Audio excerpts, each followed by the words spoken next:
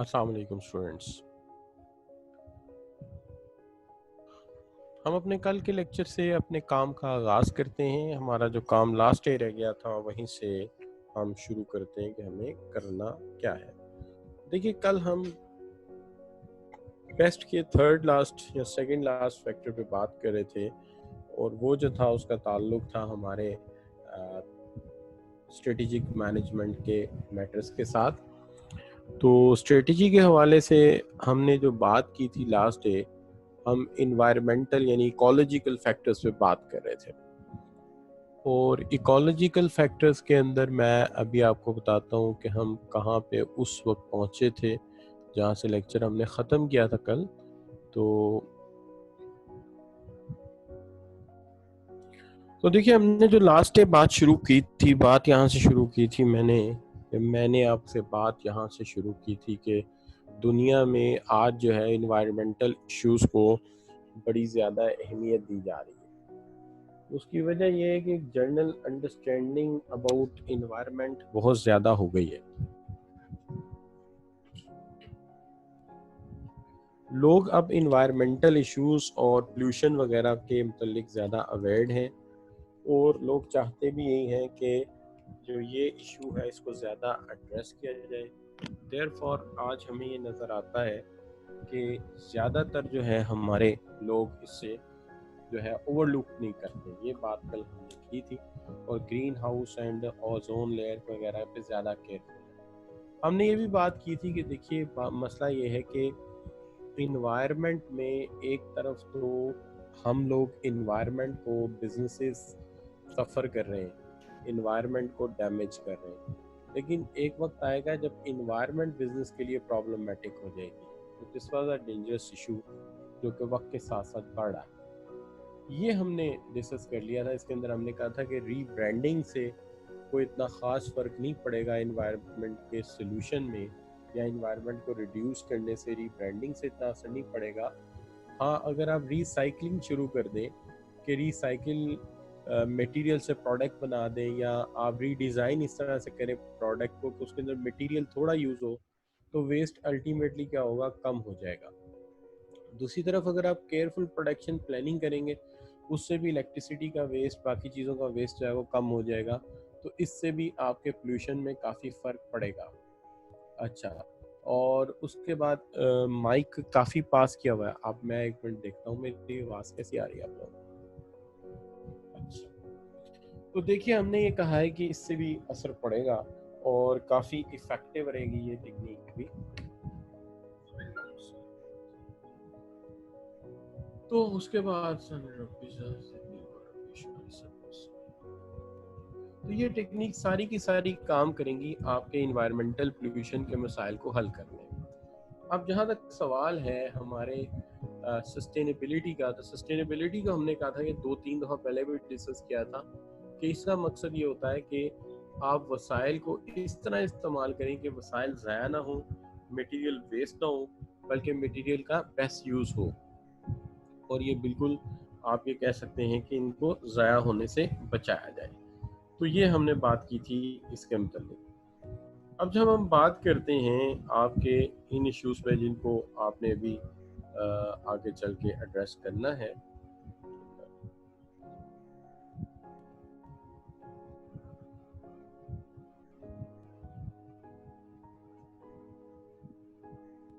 तो दूसरी चीज़ इसके अंदर जो थी, जो डिस्कस की थी, वो ये थी कि अगर हम सस्टेनेबिलिटी का ख्याल रखेंगे तो अल्टीमेटली रिड्यूस कर देंगे हम वेस्ट को। वेस्ट कम होगा, पोल्यूशन कम होगा, वेस्ट कम होगा, पोल्यूशन कम होगा, जिससे प्लेजेंट इन्वायरमेंट होगी, हेल्थियर इन्वायरमेंट होगी और माहौल जो है ज़्यादा अच्छा रहेगा। अच्छा, उसके बाद जहाँ तक ताल्लुक है कस्टमर्स का, तो आज के दौर में वर्कर और लोकल कम्युनिटी प्रेफर करती है, तारीफ करती है उन कंपनीज की जो कि पोल्यूशन के मामले में ज़्यादा केयरफुल है, यानी वो पोल्यूशन वगैरह को ज़्यादा फैलने नहीं देते। दूसरी चीज़ इसके अंदर जो आ जाती है वो ये आ जाती है कि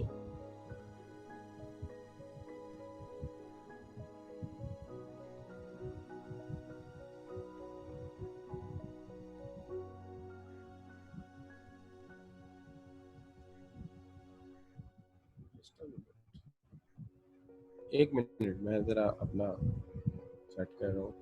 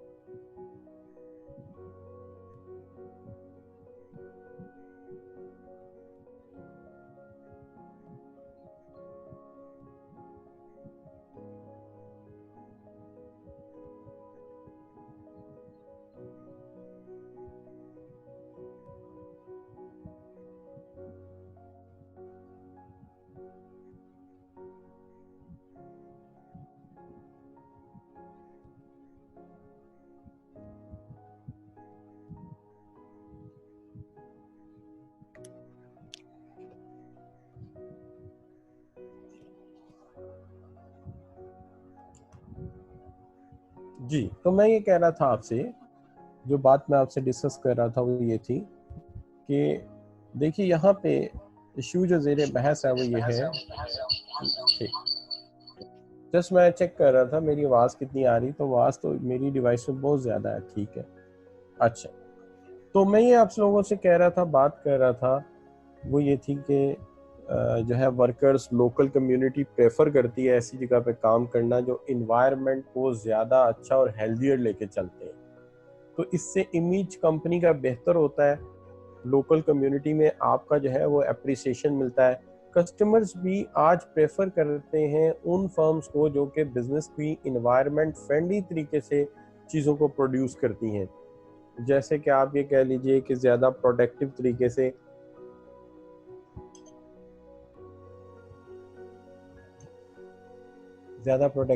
से प्रोडक्शन की जाती है, जिसमें रिसाइकिल मटेरियल इस्तेमाल किए जाते हैं। कस्टमर रिसाइकिल तरीके को प्रेफर इसलिए करता है कि इस तरीके से हमारे प्रोडक्ट में भी कोई फ़र्क नहीं पड़ता और वेस्ट भी कम होता है। इसी तरह शेयर होल्डर्स भी ऐसी कंपनी के शेयर्स खरीदना पसंद करते हैं जो कि एथिकल काम करती हैं, वेस्ट को रिड्यूस करती हैं और एफिशिएंसी को बेटर इंश्योर करती हैं। इस तरह लॉन्ग टर्म में एक कॉन्फ्लिक्ट नहीं पैदा होता गवर्नमेंट और एजेंसीज और आपके बिजनेस के दरमियान।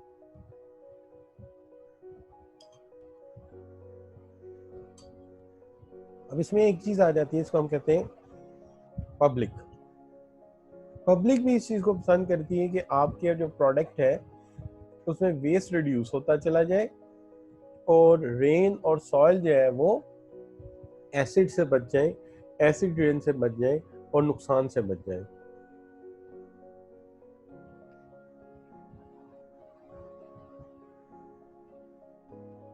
अब यहाँ पे एक सवाल है, organisation should use resources in such a way that they do not compromise the need of future generation.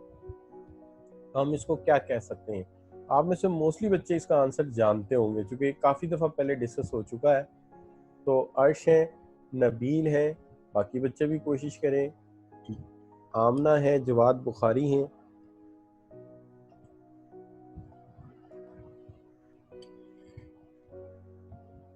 फसी हैं, नबील है, खावर है, सना है, आमना, जैनुल आबदीन, मंसूर, इन तमाम बच्चों ने बी आंसर भेजा है। बिल्कुल करेक्ट डेफिनेशन है किसकी?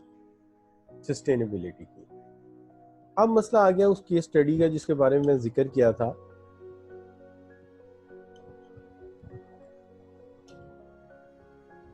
देखिए यहाँ पे एक दफ़ा शेल के अगेंस्ट बाइकआउट हो गया था, शेल फिलिंग स्टेशंस के अगेंस्ट। उसकी वजह ये थी कि इन लोगों ने कोई कंट्रोवर्शियल इन्वायरमेंटल सब्जेक्ट कंसर्न में disposal of an oil drilling platform बनाया था जिससे इन्वायरमेंटल पोल्यूशन फैला था। लिहाजा कस्टमर्स ने इनके खिलाफ एक बाइकआउट किया जिससे इनकी सेल कम हो गई। तो इनको एहसास हुआ कि जो हेल्थ है या जो इन्वायरमेंट है उसको हर सूरत प्रोटेक्ट करना ज़रूरी है। दूसरी तरफ नेस्ले को भी एक दफ़ा ये चैलेंज पेश आया है जब उन्होंने एक्सप्लॉइट किया है मार्केट को, जो प्रोसेस मिल्क रिलेटेड मामला थे उसके ऊपर। यही प्रॉब्लम नाइकी के साथ भी पेश आई है, जो गारमेंट प्रोड्यूसर्स हैं, ठीक है। और इसी तरह की एक प्रॉब्लम जो है मैकडोनल्ड्स को पेश आई है जब उन्होंने ऐसा फूड यूज़ किया जिससे ओबेसिटी यानी मोटापा और इलनेस बढ़ी लोग इसके कस्टमर्स में।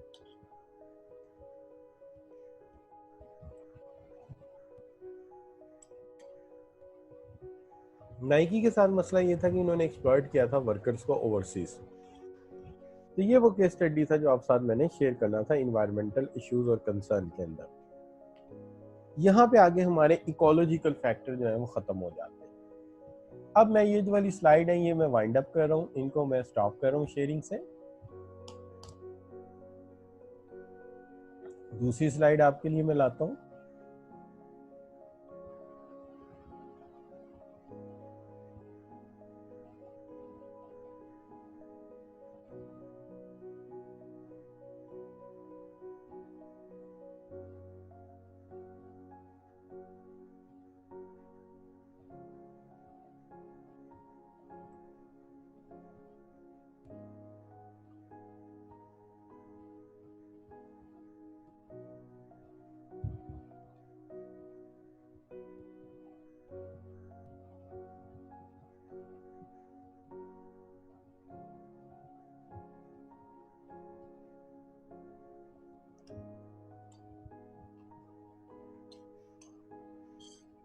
देखिए यहाँ पे जो मसला है वो क्या है कि हमें पेस्ट फैक्टर डिस्कस करने थे, हमें पेस्ट फैक्टर डिस्कस करने थे।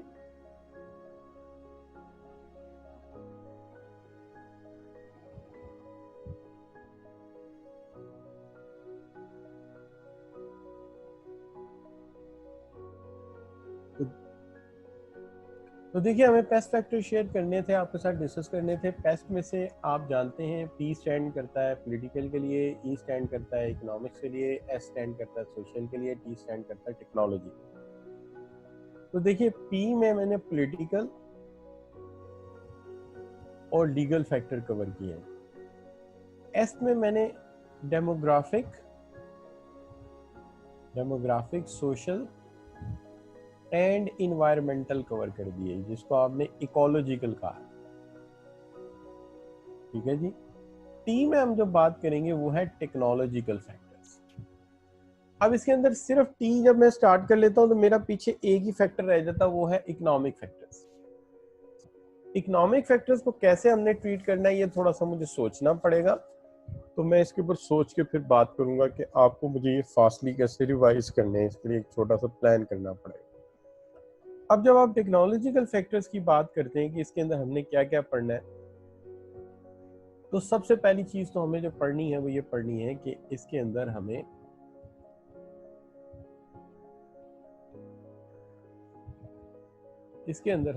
किस किस चीज को ज़ेरे बहस लाना है। सबसे पहले जो चीज है वो है कि टेक्नोलॉजी का इम्पैक्ट क्या हुआ है, टेक्नोलॉजी का इम्पैक्ट क्या हुआ है डिफरेंट बिजनेसेस के ऊपर, ठीक है जी। तो एक जर्नल डिस्कशन हो कि टेक्नोलॉजी ने बिजनेस को किस तरह से इम्पैक्ट किया है, बिजनेस को किस तरह से मुतासिर किया है। एक तो बात ये होगी। दूसरी चीज ये है कि बिजनेस के अंदर जो चेंजेस आई हैं उसके अंदर एक सबसे बड़ा जो टेक्नोलॉजी ने इम्पैक्ट किया है वो किया है डी लेयरिंग का।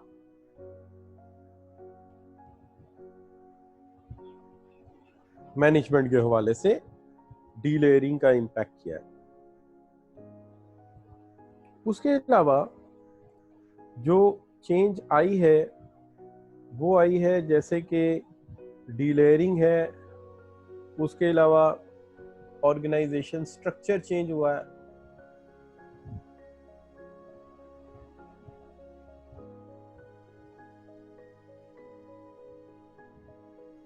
ऑर्गेनाइजेशन स्ट्रक्चर चेंज हुआ है।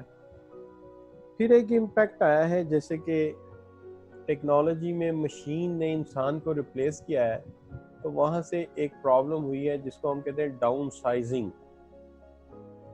तो डाउन साइजिंग का इम्पैक्ट आया है। फिर उसके बाद हम देखते हैं कि एक इम्पैक्ट ये आया है जिसके अंदर बिजनेस जो है अब सारा काम खुद नहीं करता, बहुत ज़्यादा आउटसोर्सिंग का ट्रेंड आ गया है। आउटसोर्सिंग के बहुत सारी एक्टिविटीज़, बल्कि बाज़ कंपनीज ने तो सारी एक्टिविटीज़ आउटसोर्स कर दी।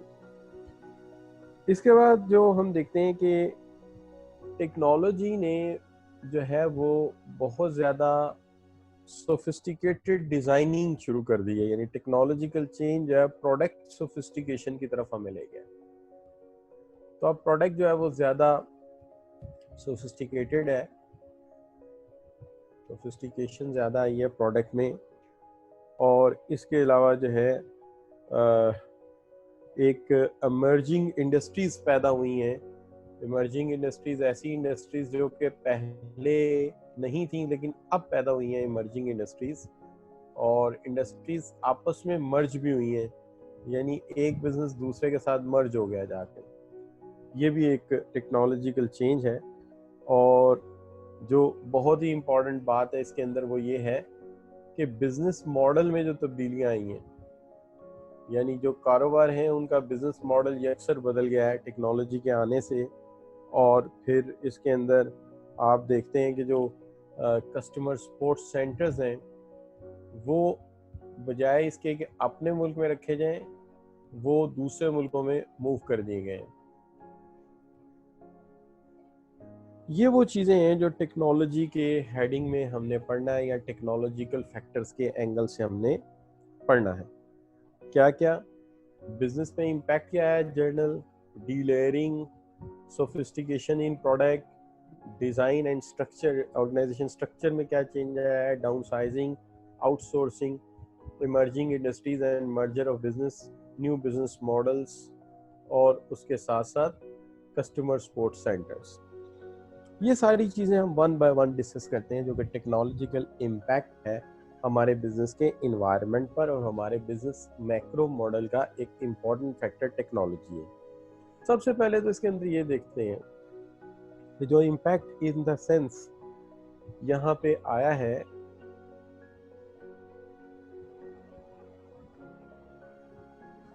कि देखिए एक चीज़ तो हमें साफ नज़र आ रही है कि हम आज जो है कंपैरेटिवली ज़्यादा आसानी से काम कर सकते हैं कि employees are now working from their home. Employees जो हैं आज अपने घर बैठे ही काम कर रहे हैं, जैसे कि मैं अपने घर में बैठा आपको लेक्चर दे रहा हूँ। लेकिन येट डैट हम अपने घर में बैठे हुए अपने ऑफिस में पड़ी फाइल्स को एक्सेस कर सकते हैं, सिस्टम को एक्सेस कर सकते हैं। ये बहुत बड़ा चेंज है। We are sitting our home and working. Secondly, product development में एक बहुत ज़्यादा फ़र्क आया है। बहुत ज़्यादा मॉडर्न प्रोडक्ट्स हैं वो पहले की निस्बत डेवलप हुए हैं, जिनका आज आप कह लीजिए कि तकरीबन रिप्लेस करना शुरू हो गए हम, यानी टर्न टेबल इफेक्टिवली रिप्लेस कर दिए सीडी प्लेयर ने, और सीडी प्लेयर को फिर रिप्लेस कर दिया एमपी प्लेयर्स ने। अब जो प्रोडक्शन में जो चेंज आया वो ये है कि जो मशीनरी है वो कंप्यूटराइज कंट्रोल्ड है। इवन आप ये ईद पे जो कुर्ता वगैरह खरीदते हैं, इस पे जो एम्ब्रॉयडरी वर्क हुआ होता है वो भी कंप्यूटर से कंट्रोल किया होता है। वो मशीन भी कंप्यूटर से काम करती है और एम्ब्रॉयडरी जो है उसे मैनेज करती है। मार्केटिंग का जो एंगल है वो टोटली बहुत हद तक मूव कर गया है इंटरनेट पे। इंटरनेट सेल द प्रोडक्ट के जो प्रोडक्ट है वो इंटरनेट के ज़रिए सेल हो रहा है। अच्छा, फिर इसके अंदर जो इम्पैक्ट आया है पर्टिकुलरली आप मार्केटिंग के एंगल से अगर देखते हो, तो हम पहले ये कहते थे कि नंबर ऑफ डिफरेंट मॉडल हैं सेलिंग के। यानी एक सिंपल मॉडल ये था कि जी एक मैन्युफैक्चरर है जो प्रोडक्ट बनाता है, एक मैन्युफैक्चरर है जो प्रोडक्ट बनाता है, और एक कस्टमर है जो प्रोडक्ट खरीदता है। अब मैन्युफैक्चरर और कस्टमर आम तौर पे डायरेक्ट कनेक्ट नहीं होते थे। इनके दरमियान कोई ना कोई जो है वो इंटरमीडियरी लाजमी इन्वॉल्व होता था, लाजमी कोई ना कोई इंटरमीडियरी इन्वॉल्व होता था। तो they need any type of intermediary जिसके बगैर काम नहीं चल सकता था। अब इंटरमीडियरी जो है वो क्या थी, वो ये है कि जो दरमियान में आने वाले लोग हैं, जैसे मिसाल के तौर पे इंटरमीडियरीज में से डिस्ट्रीब्यूटर है, तो एक प्रोडक्ट पहले डिस्ट्रीब्यूटर के पास जाता है और अक्सर औकात डिस्ट्रीब्यूटर आगे कस्टमर तक पहुंचाता है। फिर अक्सर ये होता था कि होल सेलर जो है वो प्रोडक्ट को पकड़ता है और वो आगे लेके जाता है, यानी मैन्युफैक्चरर से होलसेलर, होलसेलर से कस्टमर। फिर बीच में आ गया मर्चेंडाइजर, ठीक है जी, तो मर्चेंडाइजर आ गया, तो मर्चेंडाइजर इन्वॉल्व कर दिया आपने। तो ये जो ब्लैक से मैंने बनाया ये सारे के सारे इंटरमीडियरीज हैं। लेकिन इंटरनेट टेक्नोलॉजी के आने के बाद, मैन्युफैक्चरर डायरेक्ट एक्सेस कर लेता है कस्टमर को वाया वेबसाइट। दरमियान में सारे के सारे जो है वो वास्ते ख़त्म हो जाते हैं, ना डिस्ट्रीब्यूटर है, ना होलसेलर है, ना रिटेलर है। तो इसके अंदर ज़्यादातर जो है इसको हम कहते हैं डायरेक्ट सेलिंग, ये डायरेक्ट सेलिंग हो रही है। This is what the change, जो बहुत बड़ा चेंज है। उसके बाद हम देखते हैं कि जो बिजनेसेस थे या जो ऑर्गेनाइजेशंस थी, इनकी बहुत लंबी लंबी लेयर्स थी। मिसाल के तौर पे एक ऑर्गेनाइजेशन है जिसके अंदर लंबी लेयर्स हैं, कम से कम 7, 8, 9 लेवल्स हैं मैनेजमेंट के। तो वो हम इसे कहते थे टॉल ऑर्गेनाइजेशन। मैंने पढ़ाया था, आपको याद है ना, टॉल ऑर्गेनाइजेशन। ये टॉल ऑर्गेनाइजेशन थे।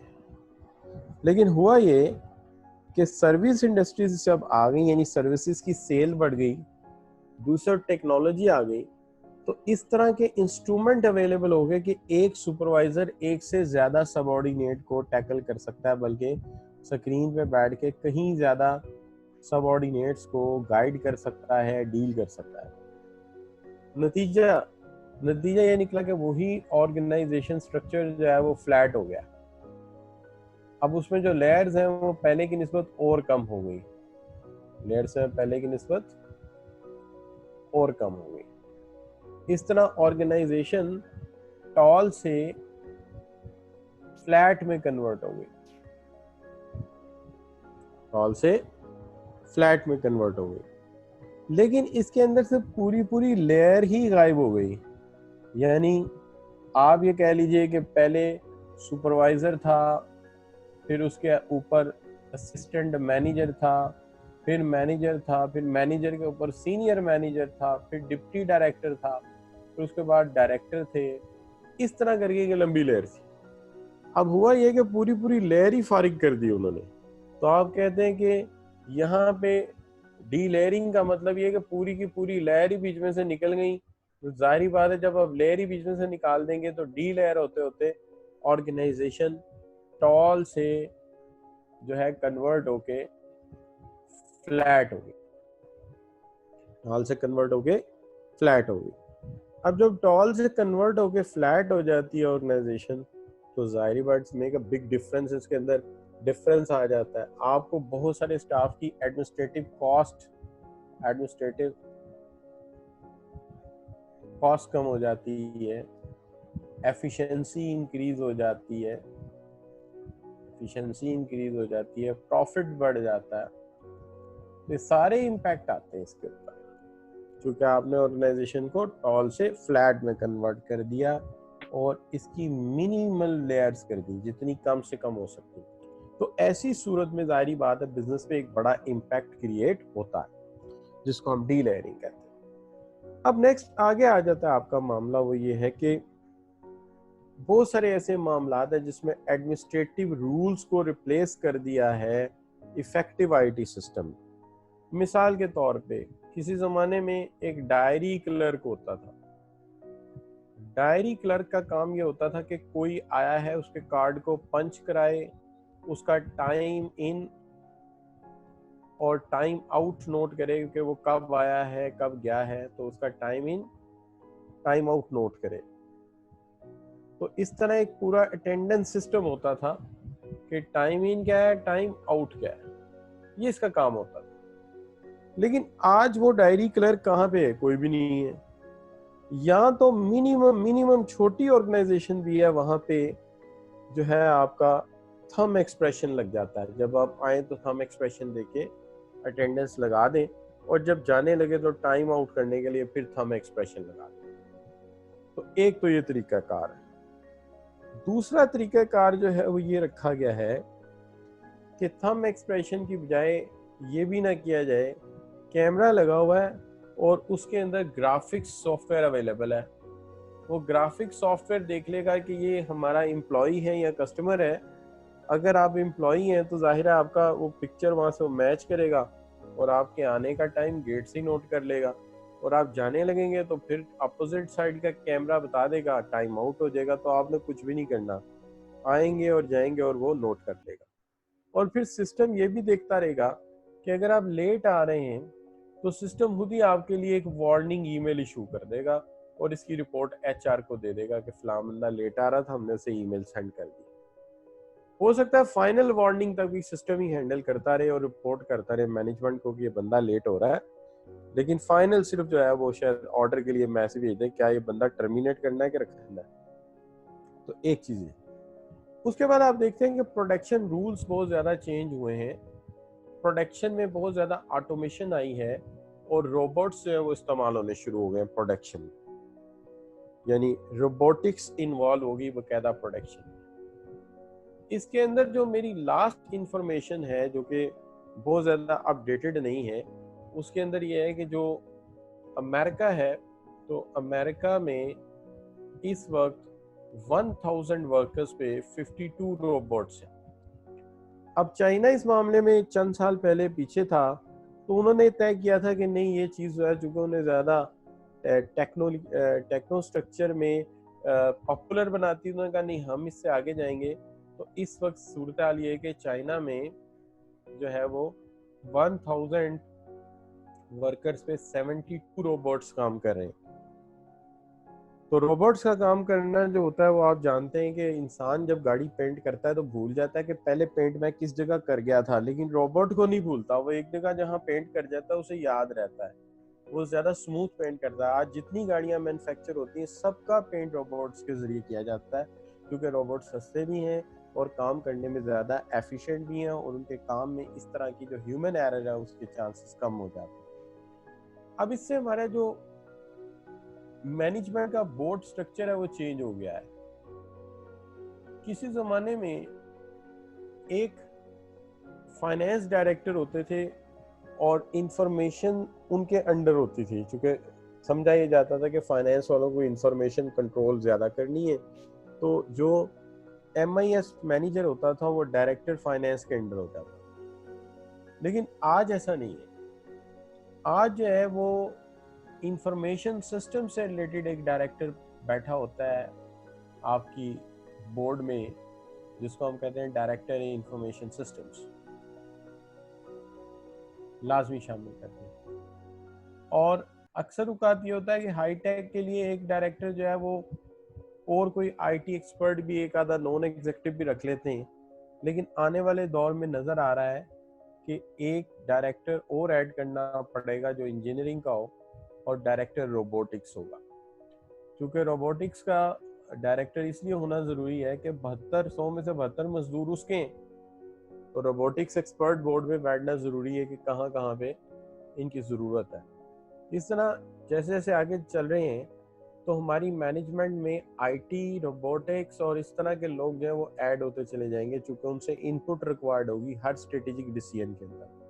जितने भी आप स्ट्रेटेजिक डिसीजन करेंगे उसके अंदर इनकी इनपुट और राय ज़रूरी होगी।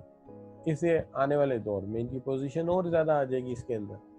अच्छा, और जो दूसरे लोग हैं जैसे आपका फील्ड फाइनेंस है या आप मैनेजमेंट अकाउंट्स को डील करते हैं तो आपको भी अपने आप को अपडेट करके उनके बराबर लाना पड़ेगा। मीन्स के आने वाला दौर जो होगा सिंपल बुक कीपर अकाउंटेंट का नहीं होगा, वो जाहिर बात है वो दौर जो है वो ERP का है, इंटरप्राइज रिसोर्स प्लानिंग का है, जहाँ पे सारे रिसोर्सेज एक ही जगह ला के इकट्ठे कर दिए जाते हैं। तो वो फिर ERP बनेगा और वही ये टैकल करेंगे, सबके अंडर उसी तरह से हम मैनेज करेंगे स्ट्रेटजी।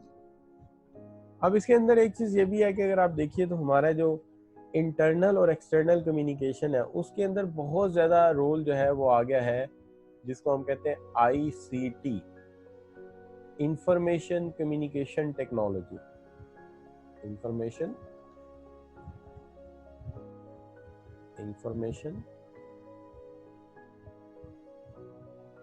Communication technology. ये जो इंफॉर्मेशन कम्युनिकेशन टेक्नोलॉजी है ये कोई ज़्यादा मुनफरिद चीज़ नहीं है। वही जो IT है जब उसको कम्युनिकेशन में इस्तेमाल करते हो आप तो हम इसको ICT का नाम दे देते हैं, इंफॉर्मेशन कम्युनिकेशन टेक्नोलॉजी। तो ये जो है काफ़ी ज़्यादा बड़ा चेंज है।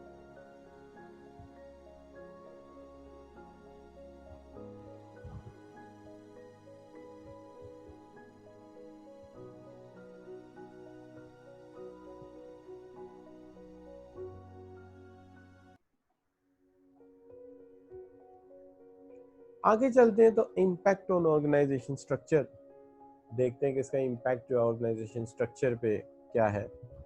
तो देखिए ऑर्गेनाइजेशन स्ट्रक्चर पे इसका जो इम्पैक्ट है वो एक तो आपको ये नजर आएगा, ये मैं लेटर ऑन देखता हूँ सारे का सारा मामला, इसको पहले देख लेते हैं कि देखिए, बल्कि सॉरी स्ट्रक्चर के हवाले से तो ये सारी बहस हो गई ना जी। बात करते हैं इस पे जो ये हो गया, इसको मैं डन कर देता हूँ। ये बात करते हैं impact of technology and downsizing. देखिए इसमें कोई शक नहीं है कि जो आगे चलने वाला दौर है उसके अंदर नंबर ऑफ एम्प्लॉयज रिड्यूस हो गए हैं ऑर्गेनाइजेशन। उसकी वजह यह है कि बहुत सारा काम जो है वो इंफॉर्मेशन टेक्नोलॉजी या कंप्यूटर्स ने टेक ओवर कर लिया। लेकिन ये डाउन साइजिंग का ज़्यादा फीचर जो हमें नज़र आता है वो 90s और 80s के अंदर ज़्यादा है, जहाँ पे स्मॉल और लार्ज जो ऑर्गेनाइजेशन है वो फ्लैटर हुई हैं और बहुत ज़्यादा जो है वो आप कह सकते हैं कि डाउन साइजिंग हुई है, यानी मजदूरों की तादाद प्रोडक्शन प्रोसेस में कम कर दी गई। अब यहाँ पे अक्सर बच्चे कहते हैं कि इसमें कोई एतराज़ नहीं है कि वर्कर्स की तादाद जो है वो कम हुई है, क्योंकि इसमें रोल ये है कि फिटर्स जो हैं वो ज़्यादा सरवाइव कर रहे हैं। लेकिन ये जुल्म है कि दरमियान में एक बंदा रख के इन्होंने काट दिया है। अच्छा एनीवे, तो चलते हैं, हम बात ये कर रहे थे कि नंबर ऑफ वर्कर्स जो है वो कम कर दिए, तो ये डाउन साइजिंग है। लेकिन याद है कि डाउन साइजिंग को डी लेयरिंग से मर्ज नहीं किया जा सकता, आल्दो दोनों का मतलब वर्कर्स की तादाद कम करनी। लेकिन अगर हम तमाम डिपार्टमेंट्स में वर्कर कम कर रहे हैं तो इसका मतलब है ये है down sizing.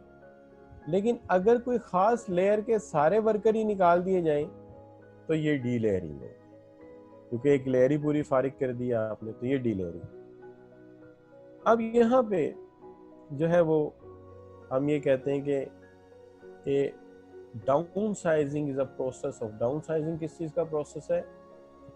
Reducing number of employees, reducing number of layers of management, contracting out aspects of the organizations operate, reducing the price charge for the product. So what is meant? तो आप में से मोस्टली बच्चे जो है ए को choose कर रहे हैं, माहा है, खावर है, ठीक है जी, हुस्सान है, तूबा है, मोहम्मद उसामा, आमना सदाकत, तहरीम, अर्श, ठीक है जी, जिक्र बिशारत। तो ये सारे बच्चे जो हैं वो माहा है, फरवा है, खतीजा है, आमना है, फवाद वली, तमाम बच्चे ए को पिक कर रहे हैं। तो ए ठीक है कि आप reducing the number of employees, आप नंबर ऑफ एम्प्लॉयज कम कर रहे हैं। लेकिन ये जो होता है नंबर ऑफ लेयर्स, ये डी लेयरिंग है, ये डी लेयरिंग है। और contracting out aspects of organisation operation, ये एक और मामला है, और रिड्यूसिंग प्राइस चार्ज ये भी और मामला है, ये मार्केटिंग से रिलेटेड है। अब दूसरा जो मसला है उसके अंदर, which of the following like to be an advantage of an organisation outsourcing some of its less important operation. अगर कोई ऑर्गेनाइजेशन अपना लेस इंपॉर्टेंट ऑपरेशन आउटसोर्स कर देती है, ठीक है, तो उसके लिए कौन सा ऑप्शन आप लेंगे?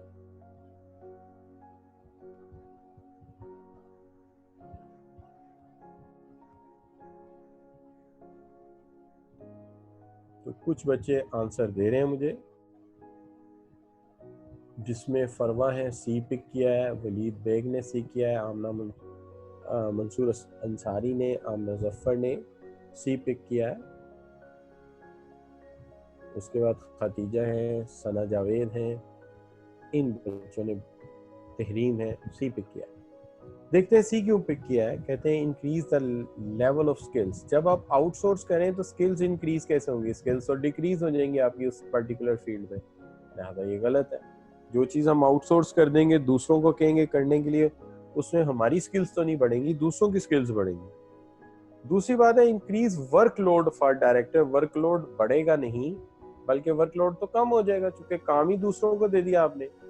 और फिर आप कह रहे हैं increase control over outsource function. नहीं, कंट्रोल तो बल्कि कम हो जाएगा चूंकि आपने दूसरे को दे दिया। ये बात ठीक है। Increase time for management to focus on core operation, कि कोर ऑपरेशन पर फोकस करने के लिए वक्त जो है वो काफी ज्यादा मैनेजमेंट को मिल जाएगा, कि जो लेस इंपॉर्टेंट काम है वो दूसरे को दे दिया, तो फिर अल्टीमेटली जो ज्यादा इंपॉर्टेंट काम है उसके लिए आप वक्त बचा सकते हैं।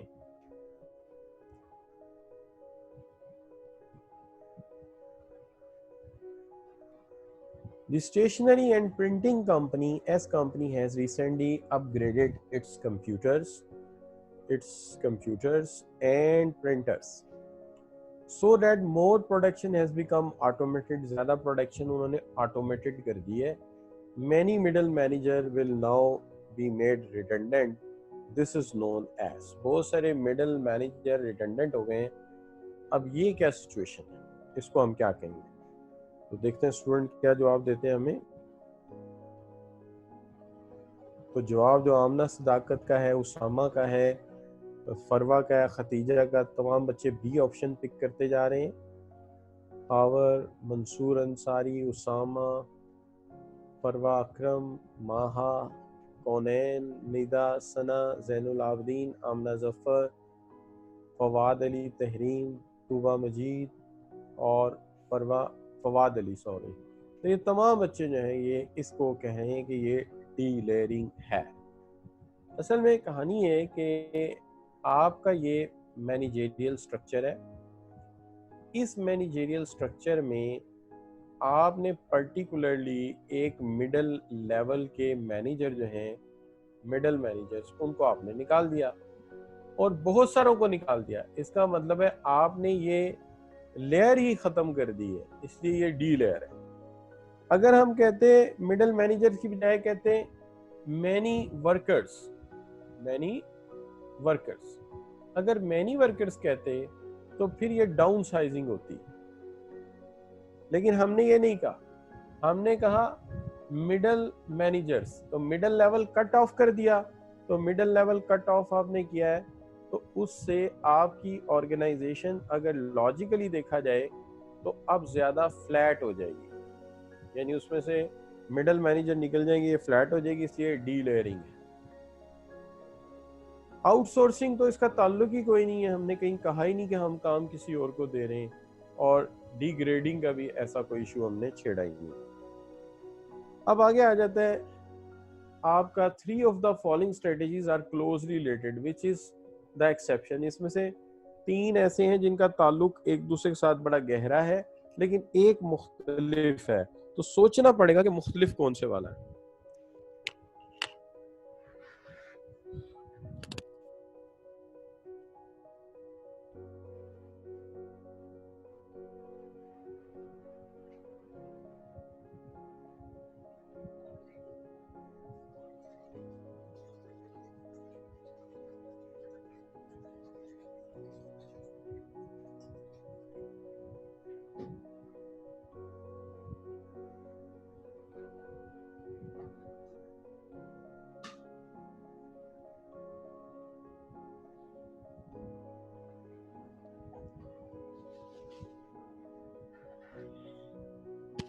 जी बच्चों, क्या जवाब ढूंढा आपने? अभी देख लेते हैं। तो जनाब, तमाम बच्चों ने जो जवाब ढूंढा है वो ढूंढा है बी। ठीक है, गुसाम है, फवाद है, मंसूर है, ठीक है जी, जैनुल आबिदीन है, मोहम्मद उसामा ने तो डायरेक्ट लिख दिया डेलीगेटिंग, खतीजा है, तहरीम है, आमना, माहा, सलमान, कौनैन, निदा, तुबा, ये तमाम बच्चे जो है बी ऑप्शन पिक कर रहे हैं। मैं बताता हूँ क्यों कर रहे हैं। देखिए, उसकी वजह ये है कि हम अगर डाउन साइजिंग करेंगे तो डाउन साइजिंग से वर्कर्स की तादाद कम होगी, वर्कर्स इन साइज या worker in number, worker in number कम हो जाएंगे, वर्कर इन नंबर कम हो जाएंगे। इसी तरह अगर डी लेयरिंग करेंगे तब भी वर्कर की कुछ वर्कर निकाले जाएंगे, वर्कर इन नंबर कम होंगे। और आउटसोर्सिंग करेंगे तब भी ऐसे ही होगा, काम किसी और को दे देंगे, अपने वर्कर फारिग हो जाएंगे। इसमें सिर्फ एक टर्म डिफरेंट है और वो है डेलीगेटिंग। डेलीगेटिंग का मतलब ये है कि सीनियर अपनी अथॉरिटी का कुछ हिस्सा अपने जूनियर को एलोकेट करता है डिसीजन मेकिंग में। तो यहाँ इसका ऐसा कोई ताल्लुक नहीं बनता, चूंकि ये बिल्कुल मुख्तलिफ चीज है। तो ये है यहाँ पे डिफरेंट ऑप्शन। तो आपका जवाब बिल्कुल ठीक है, इसलिए जो टेलीविजन है वो आपका हुआ।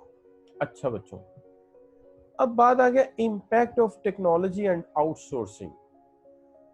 Impact of technology and outsourcing जो है, अगर हम इसकी बात करते हैं कि टेक्नोलॉजी का इम्पैक्ट हुआ और आउटसोर्सिंग बढ़ी है, तो आज के दौर में तो सारा काम ही आउटसोर्स होना शुरू हो गया है। आउटसोर्सिंग ये नहीं कि एक लेवल पे, बहुत ज्यादा लेवल पे आउटसोर्सिंग शुरू हो गई है।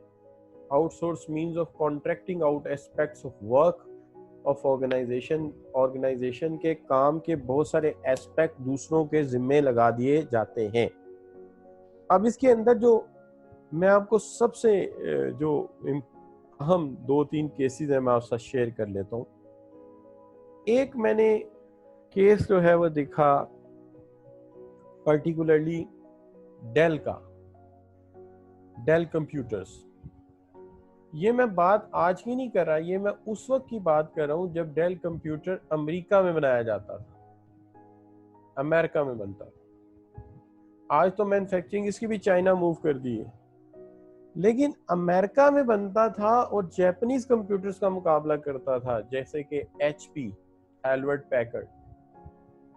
अब आप बड़े हैरान होंगे कि एक जापान जो इतना लीस्ट कॉस्ट कंट्री था, सस्ते दामों चीज बनाता था, और एक तरफ अमेरिका जिसकी कॉस्ट ऑफ प्रोडक्शन इतनी ज्यादा थी, उन्होंने डेल किस तरह से इस कदर सस्ता बनाया कि उन्होंने मुकाबला कर लिया जापानीज और चाइनीज इंडस्ट्री का उस जमाने में।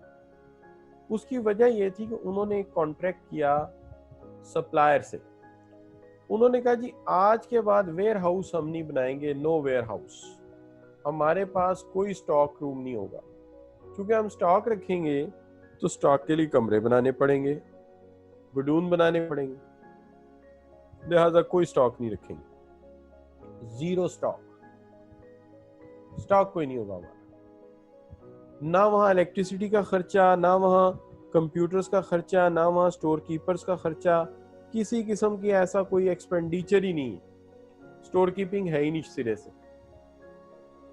जी स्टूडेंट्स, थोड़ी देर के लिए मेरा नेट डिस्कनेक्ट हो गया था और उसकी वजह से मैं ज़रा आपके मंजर से गायब हो गया था, लेकिन कभी कभी ऐसा होता है, लेकिन आपने जाना नहीं। उसकी वजह यह कि मेरे पास मुतबादिल इंटरनेट अरेंज होता है हर वक्त। अच्छा, तो डबल कनेक्शन रखा हुआ मैंने, लेकिन अभी तक कोई ऐसा निज़ाम नहीं वाज़िया हुआ कि जिससे double connection at a time.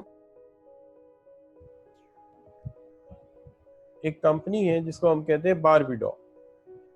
Barbie doll जो है एक कंपनी है जो कि डॉल बनाते हैं, और ये डॉल जो है ये दुबई में बहुत ज़्यादा सेल होती है, इसकी मेन सेल जो है दुबई में है। अब होता ये है कि हम जो है देखते हैं कि इसकी जो मैन्युफैक्चरिंग है वो सारी की सारी होती है चाइना में और जापान में, यानी इसके सबसे महंगे बाल हैं वो जापान में बनते हैं, उसके बाद इसके कपड़े जो चमकीले होते हैं, तो आप देखिए कि $1 के इसके बाल हैं, बिल्कुल ओरिजिनल लाइक होते हैं। उसके बाद इसका कपड़ा है जो 0.75 सेंट का बनता है इसके कपड़े, और ऐसे कपड़े पहनाते हैं जो अंधेरे में चमकते हैं। इसके बहुत पसंद करती छोटी बच्चियां इसको। और 25 सेंट का जो है इसका वो एम्बॉडीमेंट है जो बनता है शंघाई चाइना में, और शंघाई क्रीपिंग। तो ये टोटल $2 में तैयार हो जाती है, और इसका $1 इसकी वर्ल्ड वाइड मार्केटिंग पे लगा देते हैं, जिसके अंदर इसके कार्टून भी क्रिएट होते हैं, करेक्टर भी क्रिएट होते हैं, और इसको जनाब जो है बेचा जाता है मार्केट में। तो आप ये कह सकते हैं कि इंतहाई ट्रिमेंडस सेल है, और इसकी जो कंपनी है वो एग्जिस्ट करती है अमेरिका में, और इसका ऑफिस कहते हैं बहुत छोटा है, यानी एग्जैक्ट साइज तो मुझे नहीं पता, लेकिन कहते हैं सिर्फ 1 या 2 रूम्स पे मुश्तमिल है, और कंपनी का प्रॉफिट बहुत ज्यादा है। अब यहाँ से आप अंदाजा लगा सकते हैं कि किस कदर सक्सेसफुल सेल वो अचीव कर रहे हैं, किस कदर कामयाब उनकी जो है ये एक्टिविटी है, और उनकी सक्सेस का अंदाजा आप लगा सकते हैं कितना ज्यादा है। अब इस बात से हम ये गेस कर सकते हैं कि आज का जो वर्ल्ड ऑफ बिजनेस है वो किस कदर चेंज हो गया है। अब इसके बाद जब ये स्ट्रेटेजी डेल ने अपनाई, बारबी डॉल के केस में आई, तो जाहिर है बिजनेस स्ट्रेटेजी तो दुनिया भर में फैल जाती है। फिर वही स्ट्रेटेजी जो है वो पकड़ ली टोयोटा कार मैन्युफैक्चरर ने। तो टोयोटा कार मैन्युफैक्चरर भी अब जस्ट इन टाइम बाइंग करते हैं, बल्कि आप जो है इनकी जो कार कंपनीज हैं उनको अगर आप देखते हो तो ज़रा गौर कीजिएगा कि ना सिर्फ ये कि अब इन्होंने एक तरीका कार आउटसोर्सिंग का कर लिया है। अब आप कोई जापानीज गाड़ी उठा के देखें, जितनी जापानीज गाड़ियां हैं उनकी बैटरी वो कभी खुद नहीं बनाते, उनकी बैटरी वो कभी खुद नहीं बनाते। उनकी बैटरी जो है वो आम तौर पे एजीएस की लगी होती है, एफबी की लगी होती है, एक्साइड की लगी होती है। पाकिस्तान में बनाते हैं तो टायर जनरल के लगे होते हैं, एसी डायकिन का या सेंडन का होता है। क्लच प्लेट जो है वो डायकिन कंपनी प्रोवाइड करती है। अच्छा, कोई चीज़ आप लेते जाएं आप हैरान होते जाएंगे, यार ये चीज़ फलां जगह से आई है, ये चीज़ फलां जगह से आई है। लाइट्स अब मलेशिया में बनती हैं इनकी।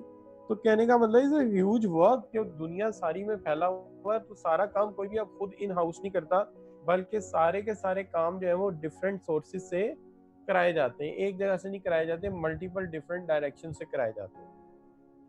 अब ये जो मसला है अगर आप इसको देखते हैं तो आपको अंदाजा हो जाता है कि वर्ल्ड ऑफ बिजनेस किस कदर ज्यादा चेंज हो गया है, दुनिया बिजनेस में कितनी ज्यादा तब्दीलियां आ गई।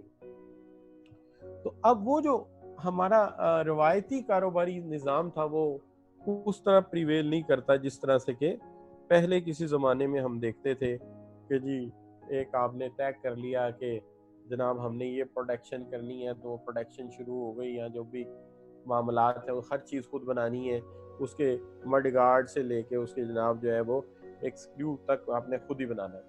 तो अब वो नहीं है। अब सप्लायर को कहा जाता है कि आप रिव्यू करें हमारा प्रोडक्शन सिस्टम, स्टॉक रिकॉर्ड, और उसके मुताबिक कारोबार करें। अब देखिए इसमें बड़ी मजेदारी की बात यह है कि हम कभी किसी ज़माने में कहा जाता था कि अपनी इंफॉर्मेशन शेयर ही नहीं करनी किसी के साथ, यानी किताबों में ये लिखा होता था कि ऑडिटर, हमारा ऑडिटिंग में सबसे बड़ा हमें नुकसान ये है कि हमें अपनी इंफॉर्मेशन किसी दूसरे के साथ शेयर करनी पड़ती है, ये किताबों में लिखा होता है। और आज इस कदर ज्यादा बिजनेस कंडीशन बदल गए हैं कि आपका जो डेटाबेस है मेन, या आपका जो इंफॉर्मेशन सिस्टम है पूरे का पूरा, उसको लिंक किया जाता है 2 साइड से, एक तरफ डिस्ट्रीब्यूटर के साथ या कस्टमर के साथ, और दूसरी तरफ लिंक किया जाता है सप्लायर के साथ। और सप्लायर को कहा जाता है कि लो जी आप हमारे सिस्टम में देखते रहो, जो चीज शॉर्ट हो रही है खुद प्रोवाइड करो हमें। और डिस्ट्रीब्यूटर को कहते हैं कि तुम ऑर्डर इसी कंप्यूटर पे हमें देते रहो हमारे नेटवर्क के अंदर। और अंदर जो है वो एक इंफॉर्मेशन सिस्टम या रिसोर्स प्लानिंग सॉफ्टवेयर लगा होता है। वो रिसोर्स प्लानिंग सॉफ्टवेयर इस तरह से काम करता है कि अगर गाड़ियों का ऑर्डर ज्यादा आ गया तो उसने खुद ही मशीनों की टाइमिंग बढ़ा देनी है और वर्कर की स्केजुलिंग बढ़ा देनी है।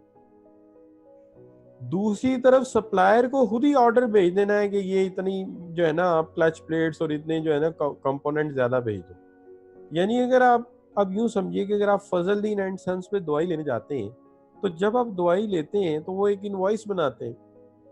अब जब वो इनवॉइस बनाते हैं तो मजेदारी की बात यह है कि उनके स्टॉक में से जितना चीज वो आपको दे रहे हैं, फर्ज कीजिए एक बेटनोवेट आपने खरीदी है, आपने वाइटामिन की गोलियां खरीदी हैं, उसने एक इनवॉइस क्रिएट कर दी, दूसरा आपको जो है वो बता दिया उसका कैबिनेट नंबर जहां वो पड़ी हुई है, और तीसरा काम ये किया कि स्टॉक के अंदर जो उसकी क्वांटिटी है उसमें से उतना माइनस कर दिया।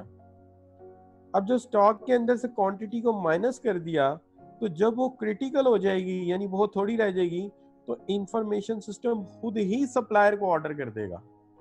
सप्लायर की क्वालिफिकेशन उसने पहले ही आपसे पूछी होगी कि किसको आप क्वालिफाई करते हैं, किस ग्राउंड पे, तो वो सप्लायर को खुद ही ऑर्डर कर देगा। सुबह जब आप अपनी आउटलेट खोलेंगे, सप्लायर की गाड़ी खुद ही आके खड़ी होगी, आपको पता चलेगा अच्छा ये शॉर्ट हो गया था माल, या ये क्रिटिकल इन्वेंट्री थी। आप अपने जो है बॉयज उनसे कहेंगे चलो जी उठाओ लाके इसको अंदर रख लो।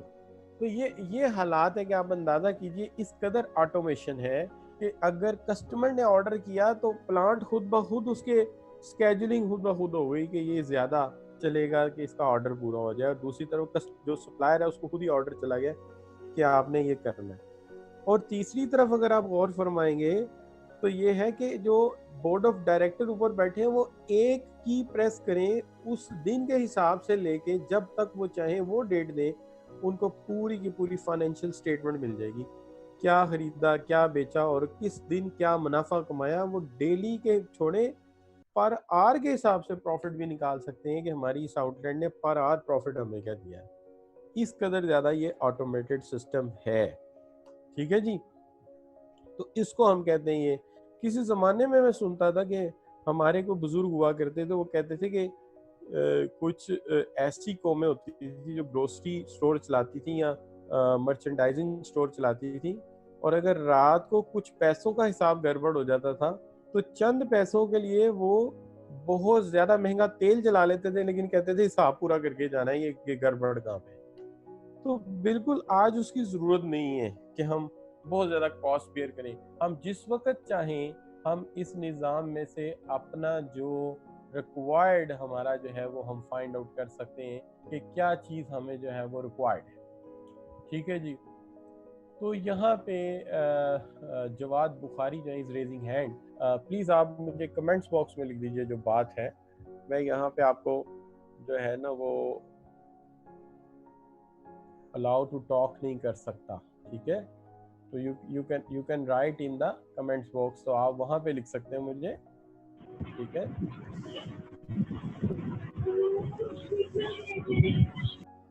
देखिए जवाद आपकी बात बहुत अच्छी है,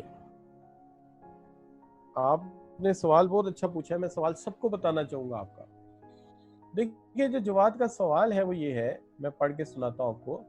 सवाल ये, so for now for what purpose they required accountant, फिर अकाउंटेंट की आज जरूरत क्या है। देखिए बात ये है कि आप मुझे ये बताइए कि ये जो इंफॉर्मेशन सिस्टम है इंटरप्राइज रिसोर्स प्लानर्स, क्या ये आईटी के लोग कर सकते हैं? एक मिनट के लिए सोचिए, मुझे एक अकाउंटिंग इंफॉर्मेशन सिस्टम बनाना है, क्या मुझे बीएस अकाउंटिंग लेना, आईटी या बीएस सॉफ्टवेयर इंजीनियर लेना पड़ेगा? अगर आप ये कहते हैं तो फिर तो आपकी बात ठीक है, फिर अकाउंटेंट की जरूरत नहीं, मुझे ऐसा आईटी एक्सपर्ट लेना पड़ेगा जिसको क्या आती है, अकाउंटिंग आती है। ठीक है जी, जिसको अकाउंटिंग आती है। चूंकि मुझे सॉफ्टवेयर, आने वाला दौर ये नहीं होगा कि जो आईटी और सॉफ्टवेयर के लोग हैं वो डिमांड किए जाएंगे सॉफ्टवेयर बनाने के लिए। जो आज का दौर है, आज अकाउंटिंग के सॉफ्टवेयर के लिए अकाउंटेंट चाहिए, मैनेजमेंट के सॉफ्टवेयर के लिए मैनेजमेंट के लोग चाहिए। तो या तो आईटी वाला अकाउंटेंसी सीखे या अकाउंटेंसी वाले आईटी सीखें, ये है बात। तो लिहाजा आप जरा अब देखिएगा कि बहुत सारे मतलब मिसाल के तौर पे फॉर्गूसन का नाम सुना होगा, PwC कंपनी। आपको पता है इसके अंदर अकाउंटेंट्स किस पर्पस के लिए ज्यादा हायर किए जा रहे हैं आज? मार्केटिंग रिसर्च के लिए, और हायर किए जा रहे हैं सॉफ्टवेयर डेवलपमेंट के लिए वहाँ। और उसके अंदर वो पर्टिकुलरली इन्हें क्या कहते हैं, वो कहते हैं आपने हमें सिस्टम एनालिसिस एंड डिजाइन बना के देना है, सिस्टम एनालिसिस एंड डिजाइन बना के देना आपको, यानी आप डिजाइन बना के दोगे तो सॉफ्टवेयर की कोडिंग शुरू होगी।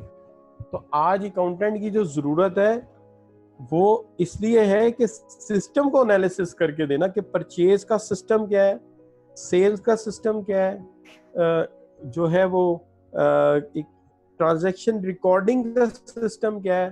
तो इन सब के प्रोसीजर लिख कर दे। तो जब इन सब के प्रोसीजर लिख के देंगे तो आईटी एक्सपर्ट तो जो है, मैं वर्ड बुरे यूज कर रहा हूँ, करने नहीं चाहिए, आईटी एक्सपर्ट तो एक पढ़ा लिखा टाइपिस्ट बन के रह गया, यानी IT expert is a literate typist. और ये वो ताना था जिसकी वजह से मैंने आईटी की फील्ड छोड़ी थी, वरना I am also MS IT, मैंने खुद एमएस आईटी किया हुआ। तो वो एक पढ़ा लिखा टाइपिस्ट है, बाकी निज़ाम सिस्टम प्रोसीजर उसी प्रोफेशन के लोगों ने बनाना है जिनका वो बेसिकली स्पेशलाइजेशन। लेकिन फिर भी आपका सवाल इस कदर अहम था, इस कदर इम्पोर्टेंट था, जिसने मेरे लेक्चर को वो क्या कहते हैं 4 चांद लगा दिए कि यानी जो बात कहनी चाहिए वो कम से कम सबको क्लियर हो गई कि फिर अकाउंटेंट की ज़रूरत क्या है। तो अकाउंटेंट की ज़रूरत है हमें सिस्टम को डिज़ाइन करने के लिए, सिस्टम को रिफाइन करने के लिए, सिस्टम के डिज़ाइन के लिए, और उसके पूरे का पूरा एल्गोरिदम लिख के देने के लिए।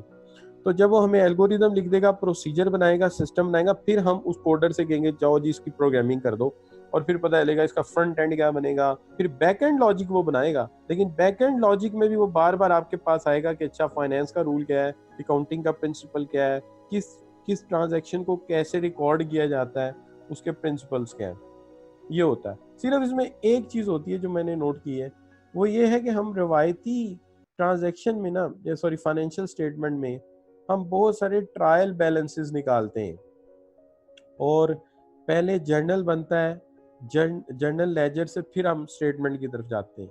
लेकिन आईटी सिस्टम के अंदर आम तौर पे जो हमारे बहुत ज़्यादा ट्रायल बैलेंसेस है उनकी ज़रूरत नहीं पड़ती, डायरेक्ट बैलेंस आ जाता है, ये फ़र्क पड़ता है, लेकिन निज़ाम फिर भी वाज़ह करना पड़ता है। अच्छा जी, अब यहाँ पे मैं बात कर लेता हूँ इसके अंदर, जो आगे बढ़ते हैं हम।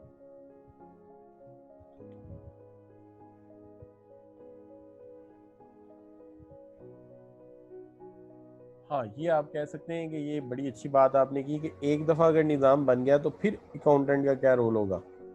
फिर मैं वही बात आपसे पूछूंगा कि दुनिया में एक दफ़ा जब गाड़ी बन गई थी 1972 में, तो क्या वो आखिरी गाड़ी थी? 1972 में टोयोटा की एक सक्सेसफुल गाड़ी बनी थी जिसने टोयोटा का नाम पूरी दुनिया में उठा के मशहूर कर दिया। अब आप मुझे बताइए कि 1972 से लेके अब तक कितने मॉडल आ चुके हैं। तो जहां पे भी चेंज आएगा वहां दोबारा जरूरत पड़ेगी। अब आप कहेंगे सर चेंज कितनी देर बाद आएगा? चेंज हर साल आएगा, हर 1-2 साल के बाद प्लांट नया लगाना पड़ेगा, हर 1-2 साल के बाद सिस्टम नया बनाना पड़ेगा। क्यों? क्योंकि अब चेंज तेजी से आ रहा है। तो where there is change there is need the people to understand, therefore हमें अकाउंटेंट की जरूरत रहेगी। क्यों रहेगी? क्योंकि चेंज आता रहेगा। और हम हाँ ये कह सकते हैं कि बुक कीपिंग की वो जरूरत नहीं रहेगी, लेकिन प्लानिंग में उनकी जरूरत अपनी जगह रहेगी। ठीक हो गई बात? बिल्कुल, you need to know the research, और वो आप वक्त के साथ साथ जिस फील्ड में जाएंगे उसके हिसाब से पढ़ेंगे। यानी अगर आप मुझे आज गए ना कि हम आपको आपके इस कोर्स में रिसर्च पढ़ा दें, तो आगे चल के एक आधा रिसर्च का कोर्स जरूर आएगा या उसके एस्पेक्ट्स आ जाएंगे, लेकिन हर फील्ड में जब वहाँ आप जाएंगे वहाँ रिसर्च का तरीकाकार अलहदा होगा। जैसे आप यूँ कह लीजिए, यहाँ मैं समझाने के लिए सिर्फ कह देता हूँ, आईटी की रिसर्च टेक्निक अपनी है, अकाउंटिंग की अपनी है, मार्केटिंग की अपनी है, इकोनॉमिक्स की अपनी है। इसी तरह कार मैन्युफैक्चरिंग में रिसर्च और तरह होती है, कंज्यूमेबल प्रोडक्ट्स में और तरह होती है, इसी तरह अगर आप मेरे से पूछेंगे कि जी जो है सर्विसेज में और तरह होती, तो इसलिए वहाँ जहाँ भी आप जाएंगे वहाँ पे उसके मुताबिक आप रिसर्च पढ़ेंगे। और सेकेंडली ये जो आपकी सोच है कि अकाउंटेंट सिर्फ अकाउंटेंसी के लिए बना है, मेरा नहीं ख्याल। अकाउंटेंट्स के लिए और बहुत सारी जॉब्स हो सकती हैं कि they can be finance advisor, they can be consultant, they can design business models, they can work as an independent entrepreneur to make a new business. वो नया बिजनेस खुद बना सकते हैं। आज बिजनेस जो है वो सिर्फ फाइनेंस से नहीं चलता, आपके पास अच्छा आइडिया होना चाहिए। यहाँ बेशुमार लैंडलॉर्ड हैं जिनके पास जमीनें हैं, प्लाजे बना रहे हैं, ये बना रहे हैं, वो ढूंढते हैं कोई अच्छा आइडिया ले आए, हम उसको फंडिंग कर देते हैं। तो you need to know to bring the good idea. तो आज की जो है अकाउंटेंट के लिए सिर्फ अकाउंटेंसी नहीं है, उसके लिए और बड़े फील्ड है कि जिसके अंदर वो काम कर सकता है, सिर्फ उस अकाउंटेंसी की बुनियाद पे जो उसने सीखी है, बेसिक प्रिंसिपल जो उसने सीखे हैं। और आपने तो वैसे भी कॉस्ट मिनिमाइजेशन सीखी है। और कॉस्ट मिनिमाइजेशन क्या होती है? हर प्रोडक्ट में, मैन्युफैक्चरिंग में कॉस्ट को मिनिमाइज करना है। तो आपकी ज़रूरत तो कार के डिज़ाइन में भी पड़ेगी, आपकी ज़रूरत तो हर प्लांट के लगाने में पड़ेगी, और आपकी ज़रूरत जो है वो हर यूनिट जो भी प्रोडक्शन का लगेगा उसके अंदर आपकी ज़रूरत पड़ेगी कि कॉस्ट को मिनिमाइज कैसे करना है। This is what your need. तो आपकी ज़रूरत हर जगह ही रहनी है। उसकी वजह दुनिया में जहाँ कहीं लफ्ज़ लिखा हुआ है ना कॉस्ट, वो बेशक आईटी इंडस्ट्री है, वो भी कहती है कि कॉस्ट अकाउंटेंट मिल जाए जो हमारी कॉस्ट मिनिमाइज कर दे। अच्छा बच्चों, आगे चलते। Introduction of a new technology means that a company can streamline its operation. This impacts organization structure by जी, एक नई टेक्नोलॉजी का इंट्रोडक्शन हुआ है जो स्ट्रीमलाइन करती है इसके ऑपरेशन को, इम्पैक्ट कर रही है ऑर्गेनाइजेशन स्ट्रक्चर को। बाय किस तरह से करेगी ऑर्गेनाइजेशन के स्ट्रक्चर को इम्पैक्ट? जी, देखते हैं आप क्या जवाब देते हैं।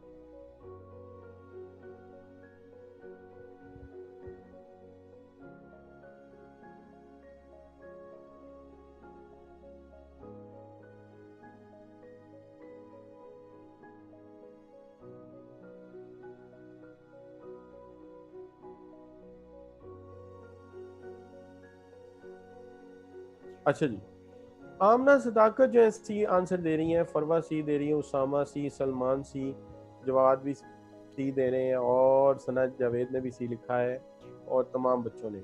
जवाद बुखारी का जवाब आज जो है वो बी आया है। मैं चेक कर लेता क्यों है। खावर ने वी लिख दिया, ये वी क्यों लिख दिया भाई? विक्ट्री मिल गई क्या? अच्छा नहीं, सी लिखा है गलती से। हाँ, सी के पास ही वी होता है, मैंने अभी कीबोर्ड पे देखा है, उंगली मेरा स्लिप होके आपकी चली गई है वी पे। अच्छा, ये अक्सर होता है, मेरी भी उंगलियां बहुत मोटी हैं तो मैं अक्सर सी पे डालता हूँ, वो वी पे चली जाती है। तो ये अक्सर उनके साथ होता है जिनकी उंगलियों के नाखून जो है जरा मोटे वाले होते हैं।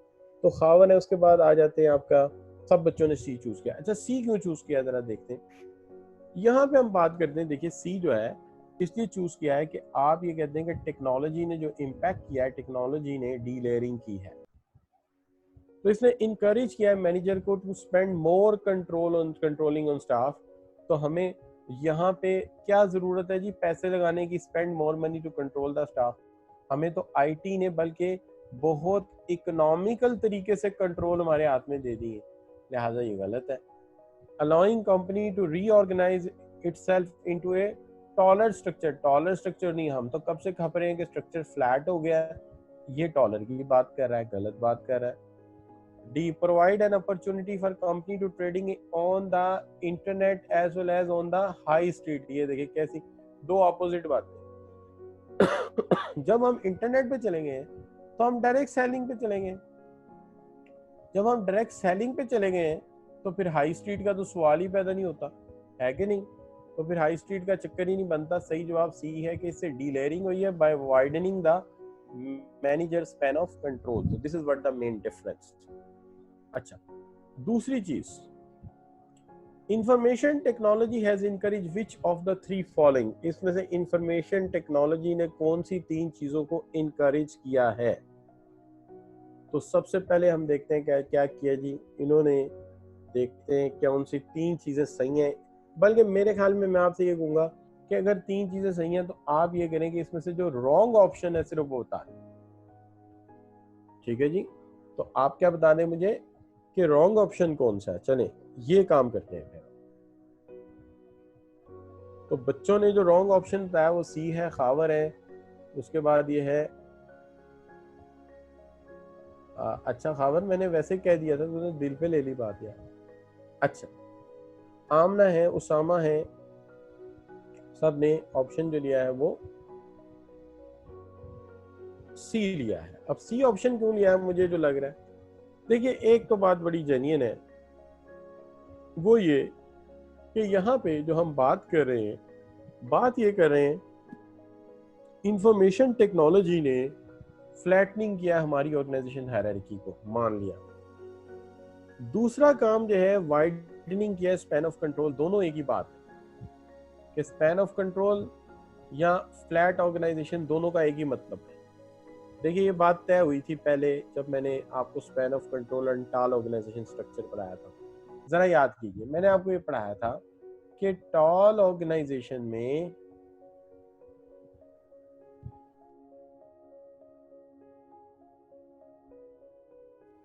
अच्छा, तो बाद में जो है ये देखिए टॉल ऑर्गेनाइजेशन जो है उसमें स्पैन ऑफ कंट्रोल जो रखा था, आपको याद होगा टॉल ऑर्गेनाइजेशन में स्पैन ऑफ कंट्रोल यानी एक सुपरवाइजर के अंडर जो वर्कर होते हैं वो थोड़े होते हैं, तो वहां पे स्पैन ऑफ कंट्रोल जो होता है वो नैरो होता है। ये मैंने याद कराया था कि टॉल ऑर्गेनाइजेशन में स्ट्रक्चर नैरो होता है। लेकिन एक ऐसी ऑर्गेनाइजेशन जहां पे जो कि फ्लैट होती है उसमें स्पैन ऑफ कंट्रोल जो होता है वो वाइड होता है। इस तरह से एक सुपरवाइजर के अंडर ज्यादा वर्कर होते हैं, तो फ्लैट ऑर्गेनाइजेशन में जो स्पैन ऑफ कंट्रोल होता है वो वाइड होता है और tall organisation span of control narrow होता है। ये मैंने शुरू में पढ़ाया था। तो इस लिहाज से फ्लैट ऑर्गेनाइजेशन है तो स्पैन ऑफ कंट्रोल जो है वो वाइडनिंग होगा, वाइड होगा। अच्छा, मोर फ्लेक्सिबल वर्किंग अरेंजमेंट बिल्कुल सही है, घर से काम कर लें, काम दे दिया है, जब मर्जी ऑफिस में आके जमा करवा जाए, तो फ्लेक्सिबिलिटी आ गई।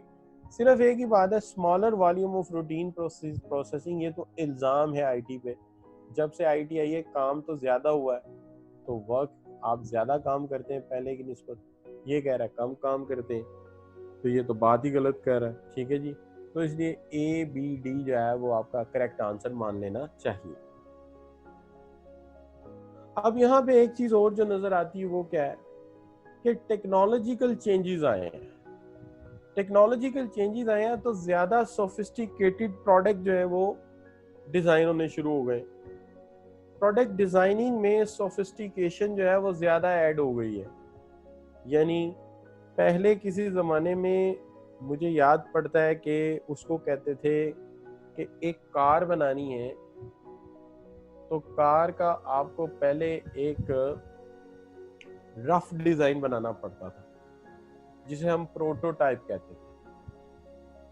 प्रोटोटाइप अब आमतौर पे उस तरह का प्रोटोटाइप नहीं बनाना पड़ता। मैं आपको बड़ी इंटरेस्टिंग बात बताता हूँ, बहुत इंटरेस्टिंग बात है।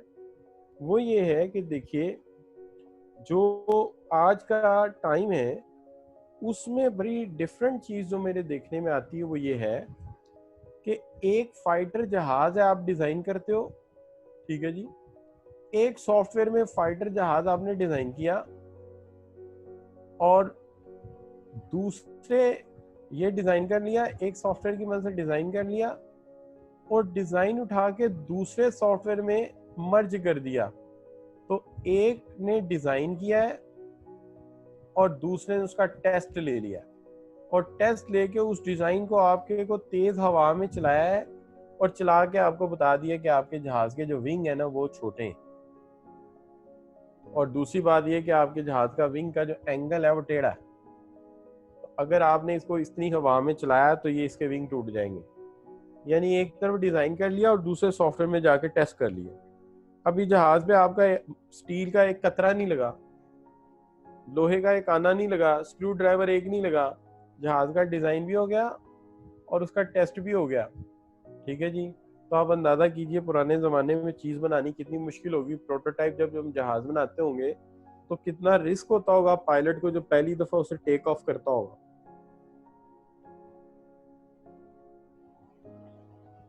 इसलिए डिजाइनर रिस्क नहीं ले सकता था, तो डिजाइनर रिस्क लेता भी नहीं था। अब तो हम जहाज देख के हैरान हो जाते हैं। वैसे मुझे नहीं समझ आती, जब मैं आप लोगों को पढ़ा रहा होता हूँ मुझे जहाज़ों की इतनी मिसालें आती हैं मेरे जहन में, या तो ये कि कहीं आपकी पिक्चर मुझे नज़र आ रही होती है कि जहाज़ों को देख देख के जहाज़ों की मिसालें आती है। अच्छा, तो मैं ये बात कर रहा था कि एक जहाज़ जो है वो आप बनाने जाते हैं तो इतनी सोफिस्टिकेशन है कि आज जो है वो मैं देखता हूँ कि जहाज़, फाइटर जहाज़ को ही देखते हैं तो अब नतीजा ये अगले वाले विंग छोटे और पिछले वाले विंग बड़े।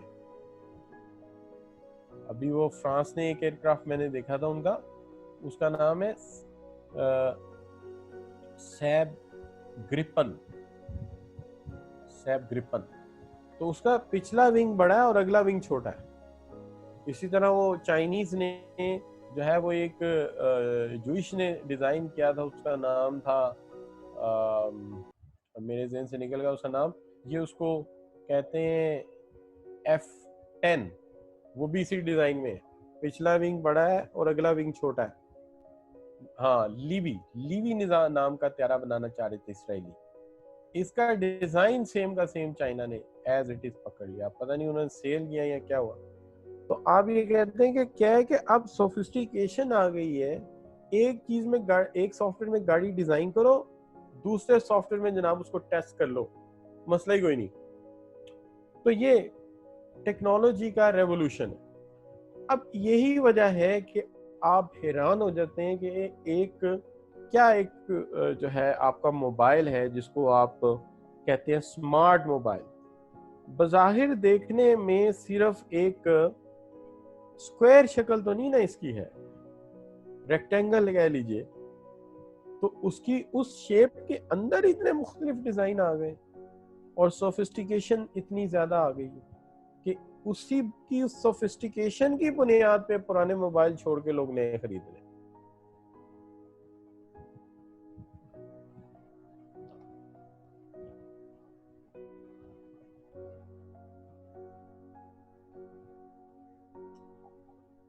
मोबाइल जो है वो ज्यादा स्मॉल है।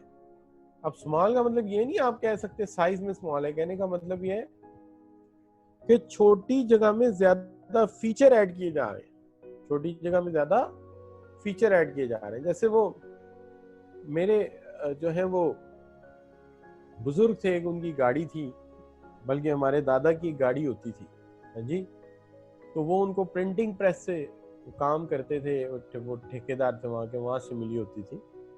तो उसको जब देखते थे तो कहते थे जी कि उसके एक तरफ जो है वो ऑयल का है जो वो सिस्टम है, दूसरी तरफ उसका इंजन ऑयल है, तीसरा गियर ऑयल है। तो आप जिस जगह चाहें जिस पुर्जे को हाथ डाल के निकाल लें। और अब इतना सोफिस्टिकेटेड डिजाइन है कि आप किसी गाड़ी को देखें तो उसको जो है वो इंजेक्टिंग इंजन ऑयल कहीं और से हो रहा है, इंजेक्टिंग गियर ऑयल कहीं और से हो रहा है। तो उन्होंने कॉम्पैक्ट कर दिया, छोटा कर दिया उसको। इस तरह आपका मोबाइल है, आप कभी सोचें कि इतनी जगह में उसकी रैम भी लगी हुई है जो 3 GB की रैम है, ठीक है जी, 1G की रैम है या 4G की रैम है। अच्छा, उसके अंदर एक बड़ी जो है वो स्टोरेज डिवाइस भी है, समझ नहीं आती है कैसे समा गई है इसके अंदर। और उसके अंदर जो है बेशुमार वीडियो रिकॉर्ड और पता नहीं क्या कुछ आ जाता है। तो प्रोडक्ट ईडेबल है या प्रोडक्ट कार है, जो भी है, इसकी डिजाइनिंग जो है सोफिस्टिकेटेड है और पहले से बहुत बेहतर डिजाइन जो है हमें दस्तयाब हो रहे हैं। उसकी वजह, उसकी सिंपल वजह जो है वो है आज के दौर में इनोवेशन, जिद्दत और इख्तरा जो कि अडॉप्ट हो गई है। और ये टेक्नोलॉजी का क्या है, सोफिस्टिकेशन है। मुझे अच्छी तरह याद है कि अगर मैं पुराने दौर की बात करता हूँ, अगर कि किस तरह से ये सोफिस्टिकेशन आना शुरू हुई है, तो मुझे याद है मैं बहुत छोटा था, तो मेरी वालदा की बर्थडे थी, तो मेरे वालिद ने एक सानियो नाम का जो है वो रेडियो गिफ्ट किया। सानियो, ये रेडियो था जर्मन मेड, और इसके ऊपर बड़े फख्र से लिखा हुआ था ट्रांसिस्टराइज्ड सर्किट, ठीक है जी। और उसके बाद एक और हमारे घर में इलेक्ट्रॉनिक डिवाइस, उस पर इतना बड़ा लिखा हुआ था integrated circuit based radio. Integrated यानी आप ये देखिए कि किसी जमाने में वैक्यूम ट्यूब थी जो ट्रिनिट्रॉन का काम करती थी, लाइट ऑन लाइट ऑफ का, यानी वो ट्यूब्स लगे होते थे, वैक्यूम ट्यूब्स, जिससे इलेक्ट्रॉन पास होते थे, जिससे टीवी चलते थे, रेडियो चलते थे। फिर उसको एक दाल के दाने के बराबर ट्रांजिस्टर बनाया गया, उसके अंदर लगाया गया, और फिर उसके बाद एक इंटीग्रेटेड चिप आ गई जिसके अंदर 15 ट्रांजिस्टर थे, फिर वेरी लार्ज, फिर smart and very large. Extend होते होते होते होते मैं आपको बताऊं कि जो एक ट्रांजिस्टर है आज के दौर में कितना ये कम जगह लेता है। कहते प्लक हेयर, एक अपना बाल तोड़ लीजिए, और ये बाल जो है ये 500 माइक्रोन मोटा है। कितना? 500 माइक्रोन मोटा है आपका एक बाल, सर का बाल 500 माइक्रोन मोटा है। 2.5 माइक्रोन में एक ट्रांजिस्टर लगा दिया है, 2.5 माइक्रोन में एक ट्रांजिस्टर लगा दिया। अंदाजा करें कितनी जिद्दत होगी इसके अंदर कि एक वैक्यूम ट्यूब थी जिसका साइज एक बल्ब के बराबर था, उसको छोटा किया एक दाल के दाने के बराबर, तो ट्रांजिस्टर बन गया, और फिर आईसी बनाया गया इंटीग्रेटेड सर्किट जिसके नंबर ऑफ लेग्स होती हैं। आपने देखा होगा आपके अक्सर कंप्यूटर का प्रोसेसर भी इसी शक्ल का होता है। तो उसके अंदर एक बाल की मोटाई 500 माइक्रोन की है और 2.5 माइक्रोन का एक ट्रांजिस्टर है, यानी कि 200 ट्रांजिस्टर बाल जितनी मोटाई के अंदर समा दिए। ये है सोफिस्टिकेशन आज की। अब यहाँ पे आप ये कहते हैं कि new technology can lead to emergence of substitute. नई टेक्नोलॉजीज ने सब्स्टिट्यूट कर दिया है बहुत सारी इंडस्ट्रीज को, और जो कि है इमर्ज कर दिया है बहुत सारी नई इंडस्ट्रीज को। और आज के दौर में स्मॉल बैटरीज, टॉर्च कहाँ हैं? These are added as an standard additional feature of your mobile. यानी ये स्टैंडर्ड फीचर है। कौन सा मोबाइल है जिसमें टॉर्च नहीं है? नहीं है, बताएं जरा कोई। चाहे वो छोटे से छोटा एक सिंपल मोबाइल है जो स्मार्ट भी नहीं, उसके अंदर भी एडिशनल फीचर। खत्म हो गई, टॉर्च की जरूरत नहीं है, मोबाइल के अंदर ही टॉर्च, चेंज हो गया सारे का सारा नियम। तो आप अंदाजा कर सकते हैं किस कदर सोफिस्टिकेशन और किस कदर जिद्दत जो है अडॉप्ट की है हमने इन सारे मामलात में, कि we made it very very very very literate and modern system जो हम उठा के ले आए दुनिया। तो ये सारे का सारा मामला जो है वो टेक्नोलॉजिकल चेंज है जिसने बिजनेस वर्ल्ड को बदल के रख दिया है। आज सिनेमा एंड थिएटर आपके घर में मौजूद है। कभी होता था जमाना के लोग थिएटर जाते थे, आज थिएटर बुलाते रहो कोई नहीं आता, बिकॉज उससे ज्यादा सोफिस्टिकेटेड तो आपने घर में बना लिया हुआ। तो ये चीजें चेंज हो गई है, टेक्नोलॉजी चेंज हो गई है, और हमें इसे एडमिट करना पड़ेगा। अब इसमें ये बात तो अंडरस्टूड है कि अगर हम इसको एडॉप्ट नहीं करेंगे हम पीछे रह जाएंगे, और पीछे रह गए तो हमारा वेट कोई नहीं करेगा, अल्टीमेटली दुनिया आगे निकल जाएगी। सो इंडस्ट्री को भी इसे अडॉप्ट करना है, फर्म्स को भी इसे अडॉप्ट करना है, और आपको भी मिन हैसुल फर्द इसको अडॉप्ट करना है, वरना फ्रैंकली स्पीकिंग आप भी पीछे रह जाएंगे। लिहाजा आप सोच लीजिए कि आपने जो कुछ सीखना उसे मॉडर्न लाइन पे सीखिए।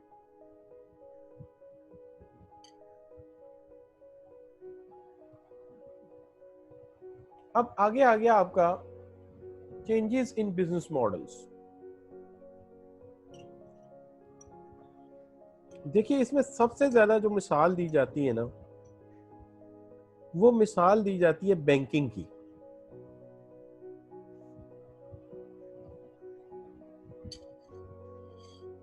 बैंकिंग में ये चीज नजर आती है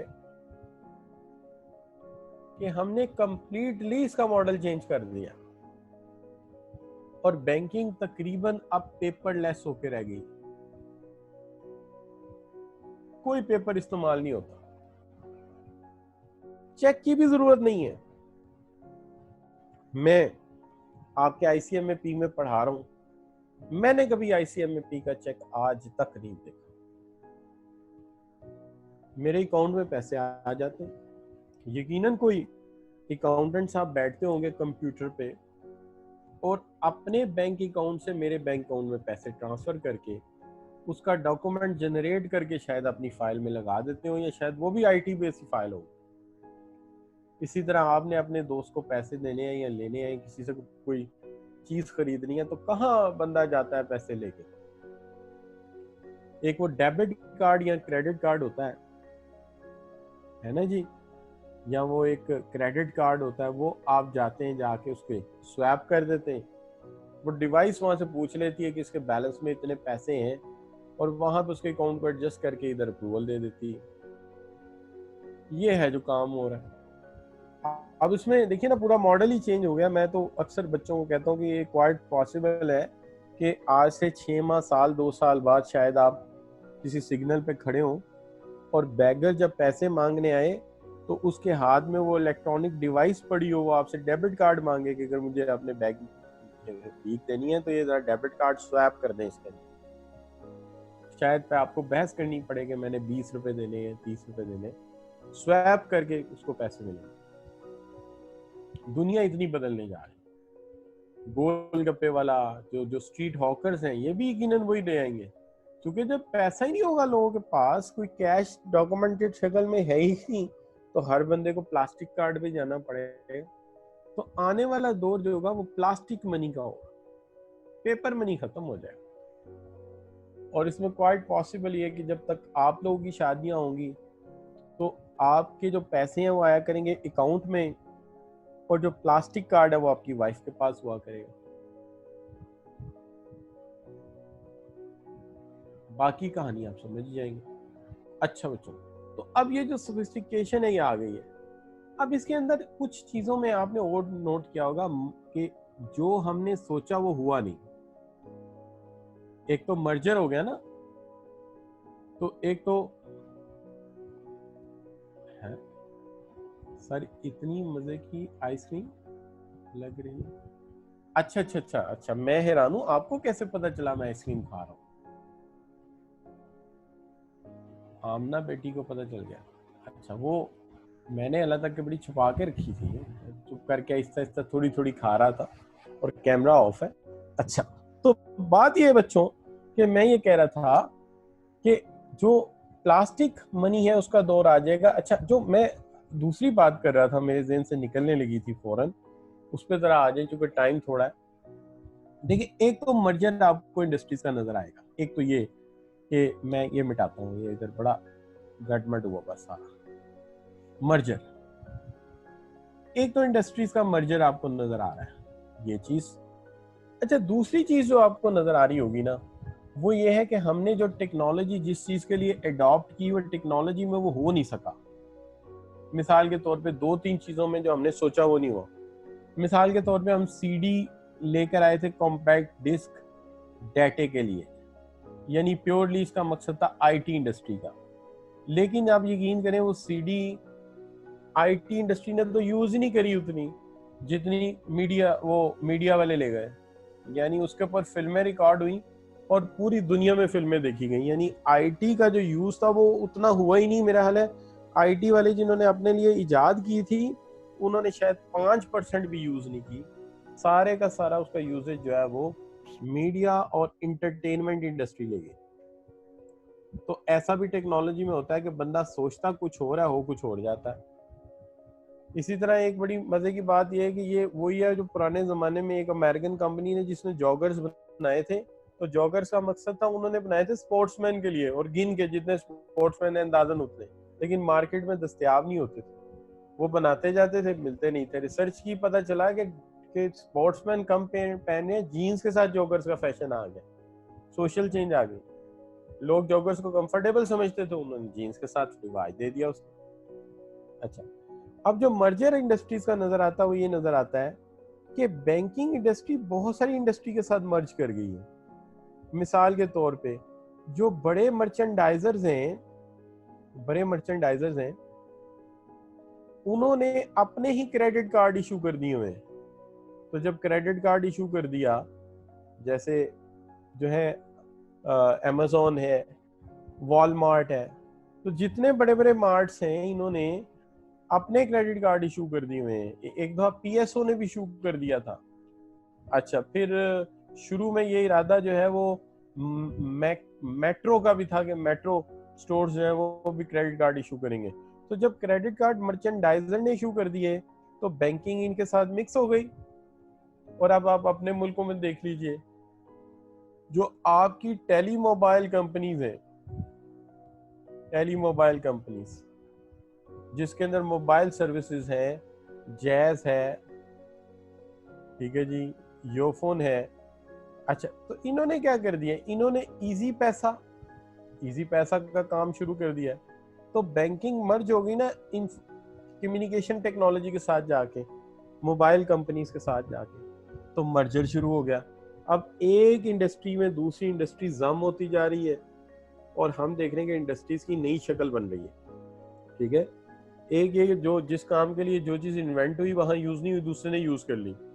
और दूसरी तरफ देखो बैंकिंग इंडस्ट्री है, तो बैंकिंग इंडस्ट्री में किस किस के साथ मर्ज हो गई है। एक तरफ वो फोन सर्विसेज प्रोवाइडर के साथ जाके मिल गई है, और दूसरी के साथ अगर आप देखते हैं तो जो है वो,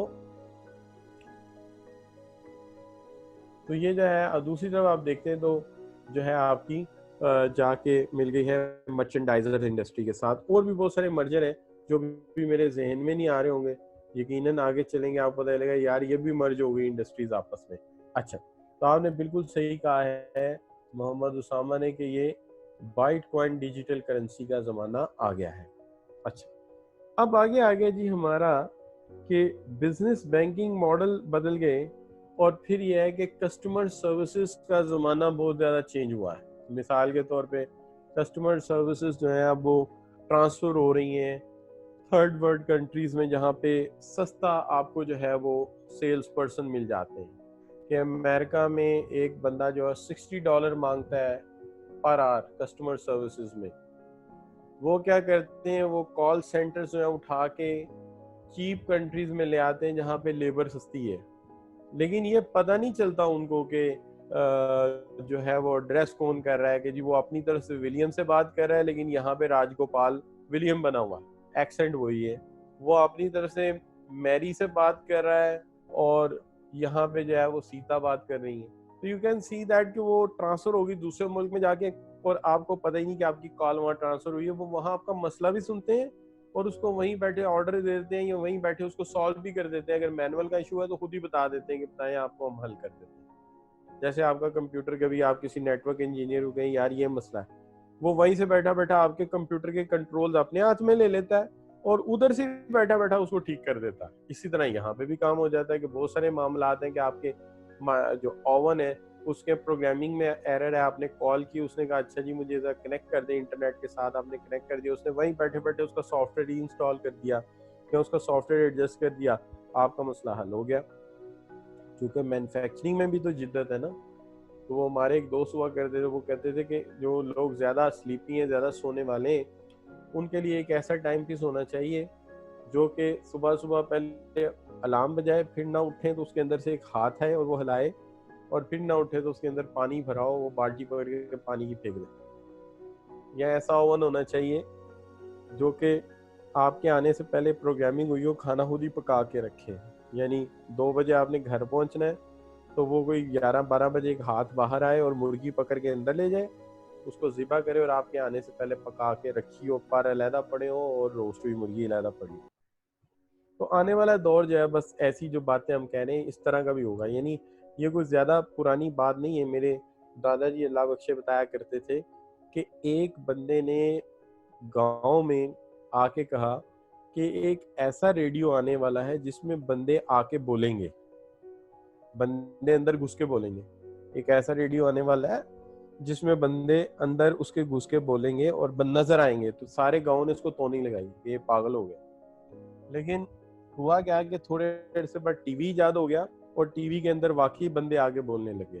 तो ये जो बातें हम कहते हैं वो होती मजाक ही हैं, लेकिन बाज़ बात वो फैक्ट्स हो जाती हैं। मतलब हमारे एक आर्टिफिशियल इंटेलिजेंस के टीचर हुआ करते थे,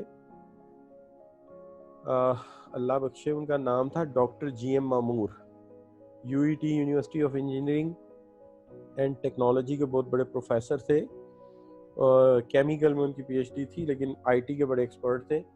तो वो मुझे बताते हैं, एक दिन कहते हैं आने वाले दौर में टीवी इस तरह का होगा कि एक स्टेज बना देंगे आप घर पे, टीवी सीलिंग पे लगा होगा, यानी छत पे लटका होगा, और वो 3D पिक्चर बनाएगा, 4D 4 डायमेंशनल पिक्चर बनाएगा। 4 डायमेंशनल का मतलब है कि ऊपर से जो लेजर्स आएंगी या लेयर्स आएंगी, वो जो भी एक्टर है या एक्ट्रेसेस है उसका फिजिकल वजूद आपके सामने लाएंगी, जैसे वो आपके सामने स्टेज पे आके परफॉर्म कर रहा है।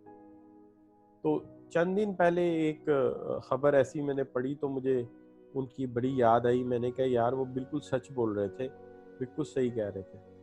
अच्छा, एनीवे, तो बातें ऐसी होती हैं। आगे चलते हैं कि दुनिया में साइंस एंड फिक्शन फैल जाती है। एक और बात याद रखिए, जब दुनिया में कोई चीज़ ईजाद होनी होती है ना, तो पहले लोग इस तरह की बातें शुरू कर देते हैं। जैसे जब इंसान ने चांद पे जाना था ना, तो लोगों ने कहना शुरू कर दिया चांद पे एक बुढ़िया जो है वो सूत काट रही है, चांद के ऊपर जो है इस तरह की मखलूक है, चांद में इस तरह की हवाएं हैं।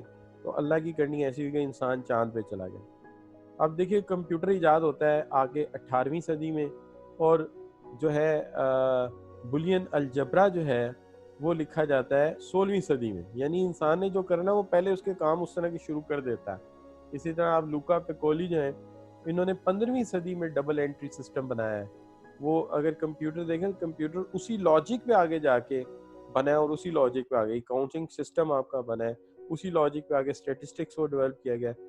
कि वो सारी लॉजिक एक दूसरे में मासलत रखती हैं। एनीवे, अब देखिए outsourcing is often associated with which business process. Outsourcing किस बिजनेस प्रोसेस से ज्यादा वाबस्ता है?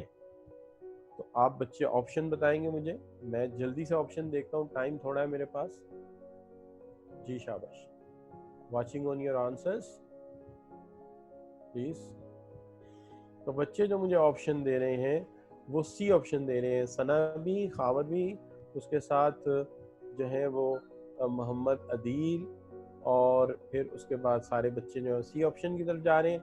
मैं सी ऑप्शन देखता हूँ कि क्यों दे रहे हैं मुझे सी ऑप्शन। इसलिए दे रहे हैं कि outsourcing, transferring call centre to overseas, यही आउटसोर्सिंग है। हमने अपना कॉल सेंटर पकड़ा और ट्रांसफर कर दिया जो है मलेशिया में या बांग्लादेश में, तो इसका मतलब ये है हमने ये एक्टिविटी बाहर लोगों को दे दी, ये आउटसोर्सिंग है।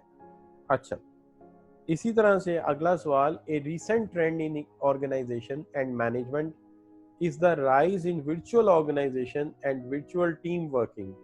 To which of the following environmental pest factor is this most directly attributed?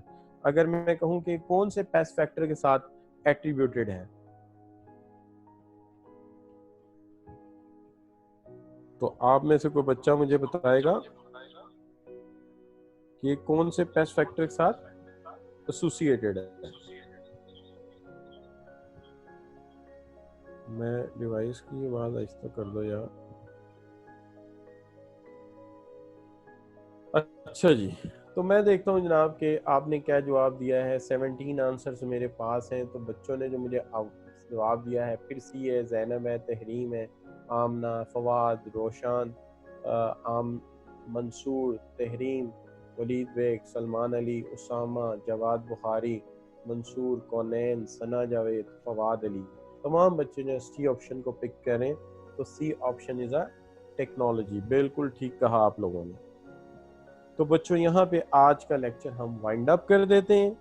हमारा अब जो पेस्ट है उसके अंदर हमने जो है वो PEST टेक्नोलॉजी पढ़ ली, सोशल फैक्टर पढ़ लिए, पॉलिटिकल फैक्टर पढ़ लिए, रह गए कौन से? Economic factor. इकोनॉमिक फैक्टर्स के लिए थोड़ी सी टेक्निक लड़ानी पड़ेगी, काफ़ी लंबे चौड़े फैक्टर्स हैं, इन्फ्लेशन, अनएम्प्लॉयमेंट, तमाम चीज़ें बतानी है। तो कोई ऐसा ट्रिक लड़ाना पड़ेगा जो थोड़ा सा तेज़ी से हमें ये बातें सारी सिखा सके। ठीक है, तो आप हाँ, और उसके साथ साथ अगले हफ्ते सबसे इम्पोर्टेंट बात ये है कि डायमंड पोर्टर मॉडल भी पढ़ना है हमने। ठीक है, ये भी बड़ा ज़रूरी है। अच्छा, तो एक्सचेंज रेट वगैरह को भी थोड़ा टच करना है, चूंकि इंटरनेशनल बिजनेस एनवायरनमेंट में उसकी बड़ी अशद ज़रूरत पड़ेगी मुझे पढ़ाने में। तो ये सारे काम हमें करने नेक्स्ट वीक। लेकिन जो सबसे ज़रूरी काम आज मैंने करना है वो ये है कि आप में से अक्सर बच्चे कह रहे हैं कि अभी ये जो स्लाइड्स मैंने पढ़ाई हैं ये अपडेट नहीं हुई क्लासरूम में, तो ये क्लासरूम में आज मैं सेंड कर रहा हूँ, ठीक है। आप इसे चेक कीजिएगा 6 बजे इंशाल्लाह, 6 बजे तक ये हो जाएंगी। अब आप रैंक कर दीजिए, आज के लेक्चर पे फीडबैक दे दीजिए, हम वाइंड अप कर देते हैं। उसामा कह रहे हैं आउटस्टैंडिंग रहा sir, please repeat the bureaucracy by Max Weber. आज नहीं हो सकेगी, अब मैं थक गया हूँ बोल बोल के। तो आमना बेटी नेक्स्ट क्लास में मुझे याद कराना, मैं कोशिश करूँगा, ठीक है। तो इट्स गुड, आउटस्टैंडिंग। या मैं ऐसा करूँगा कि आप मुझे कुछ टॉपिक्स की लिस्ट दे दीजिएगा, मैं उस लिस्ट को जो है आखिरी एक लेक्चर बचा के उसमें करा दूंगा, ठीक है। तो आप बच्चों ने मुझे ना एक लिस्ट दे देनी टॉपिक्स की, वो मैं आखिरी लेक्चर में लाजमी आपको करा दूँ। अच्छा जी, ठीक है बच्चों, तो फिर इंशाल्लाह मुलाकात होती है आप लोगों के साथ अगले वीक। जैनुल आबदीन 100% दे रहे हैं, बहुत शुक्रिया आपके फीडबैक का, thank you very very much. Your teaching method is so good said bye Zainab, बहुत शुक्रिया बेटी। तो आपका फीडबैक मेरे लिए जो है ना वो क्या कहते हैं, ये मेरी खुराक है। तो सना जवेद कह रही हैं ग्रेट, तो that's good for your appreciation, thank you very very much. मेरी रिकॉर्डिंग भी किसी जगह रखते हैं ICMAP वाले, तो वो भी सुन लिया करें, ठीक है। अब मुझे ये नहीं पता रिकॉर्डिंग में मेरी आवाज़ कैसी जा रही होगी, तो अली हमजा कह रहे हैं फैंटास्टिक, बहुत शुक्रिया कि वहाँ मेरी आवाज़ कैसी रिकॉर्ड हो रही है, तो ज़रूर वहाँ से देख लिया करें, ठीक है। और अगर आपको कोई एथिकल इशू देखना हो, कोई बाकी चीज़ देखनी हो, तो वो आप देख सकते हो। मेरा एक अपना चैनल भी है, उसका नाम यही है इको टैक मैनेज। वहाँ पे आप जो है वो ऑफिशियल मैनेजेरियल इश्यूज़ के ऊपर, छोटी छोटी चीज़ों के ऊपर मैंने बात की होती है, वो वहाँ पड़ा होता है इको टैक मैनेज, तो वो आप वहाँ से देख सकते हैं ऑफिशियल ट्रेनिंग वगैरह। उसके ऊपर अब मैं अपडेट करूँगा कि इंटरव्यू कैसे देते हैं, इंटरव्यू में प्रेशर को कैसे मिनिमाइज करते हैं, इंटरव्यू के अंदर किस तरह से चीज़ों को टैकल करना चाहिए, इंटरव्यू में लिबास कैसा होना चाहिए, सारी चीज़ों में इंशाल्लाह बात करेंगे आपके साथ। ओके बच्चों, सी यू इंशाल्लाह, थैंक यू वेरी मच, अल्लाह हाफ़िज़।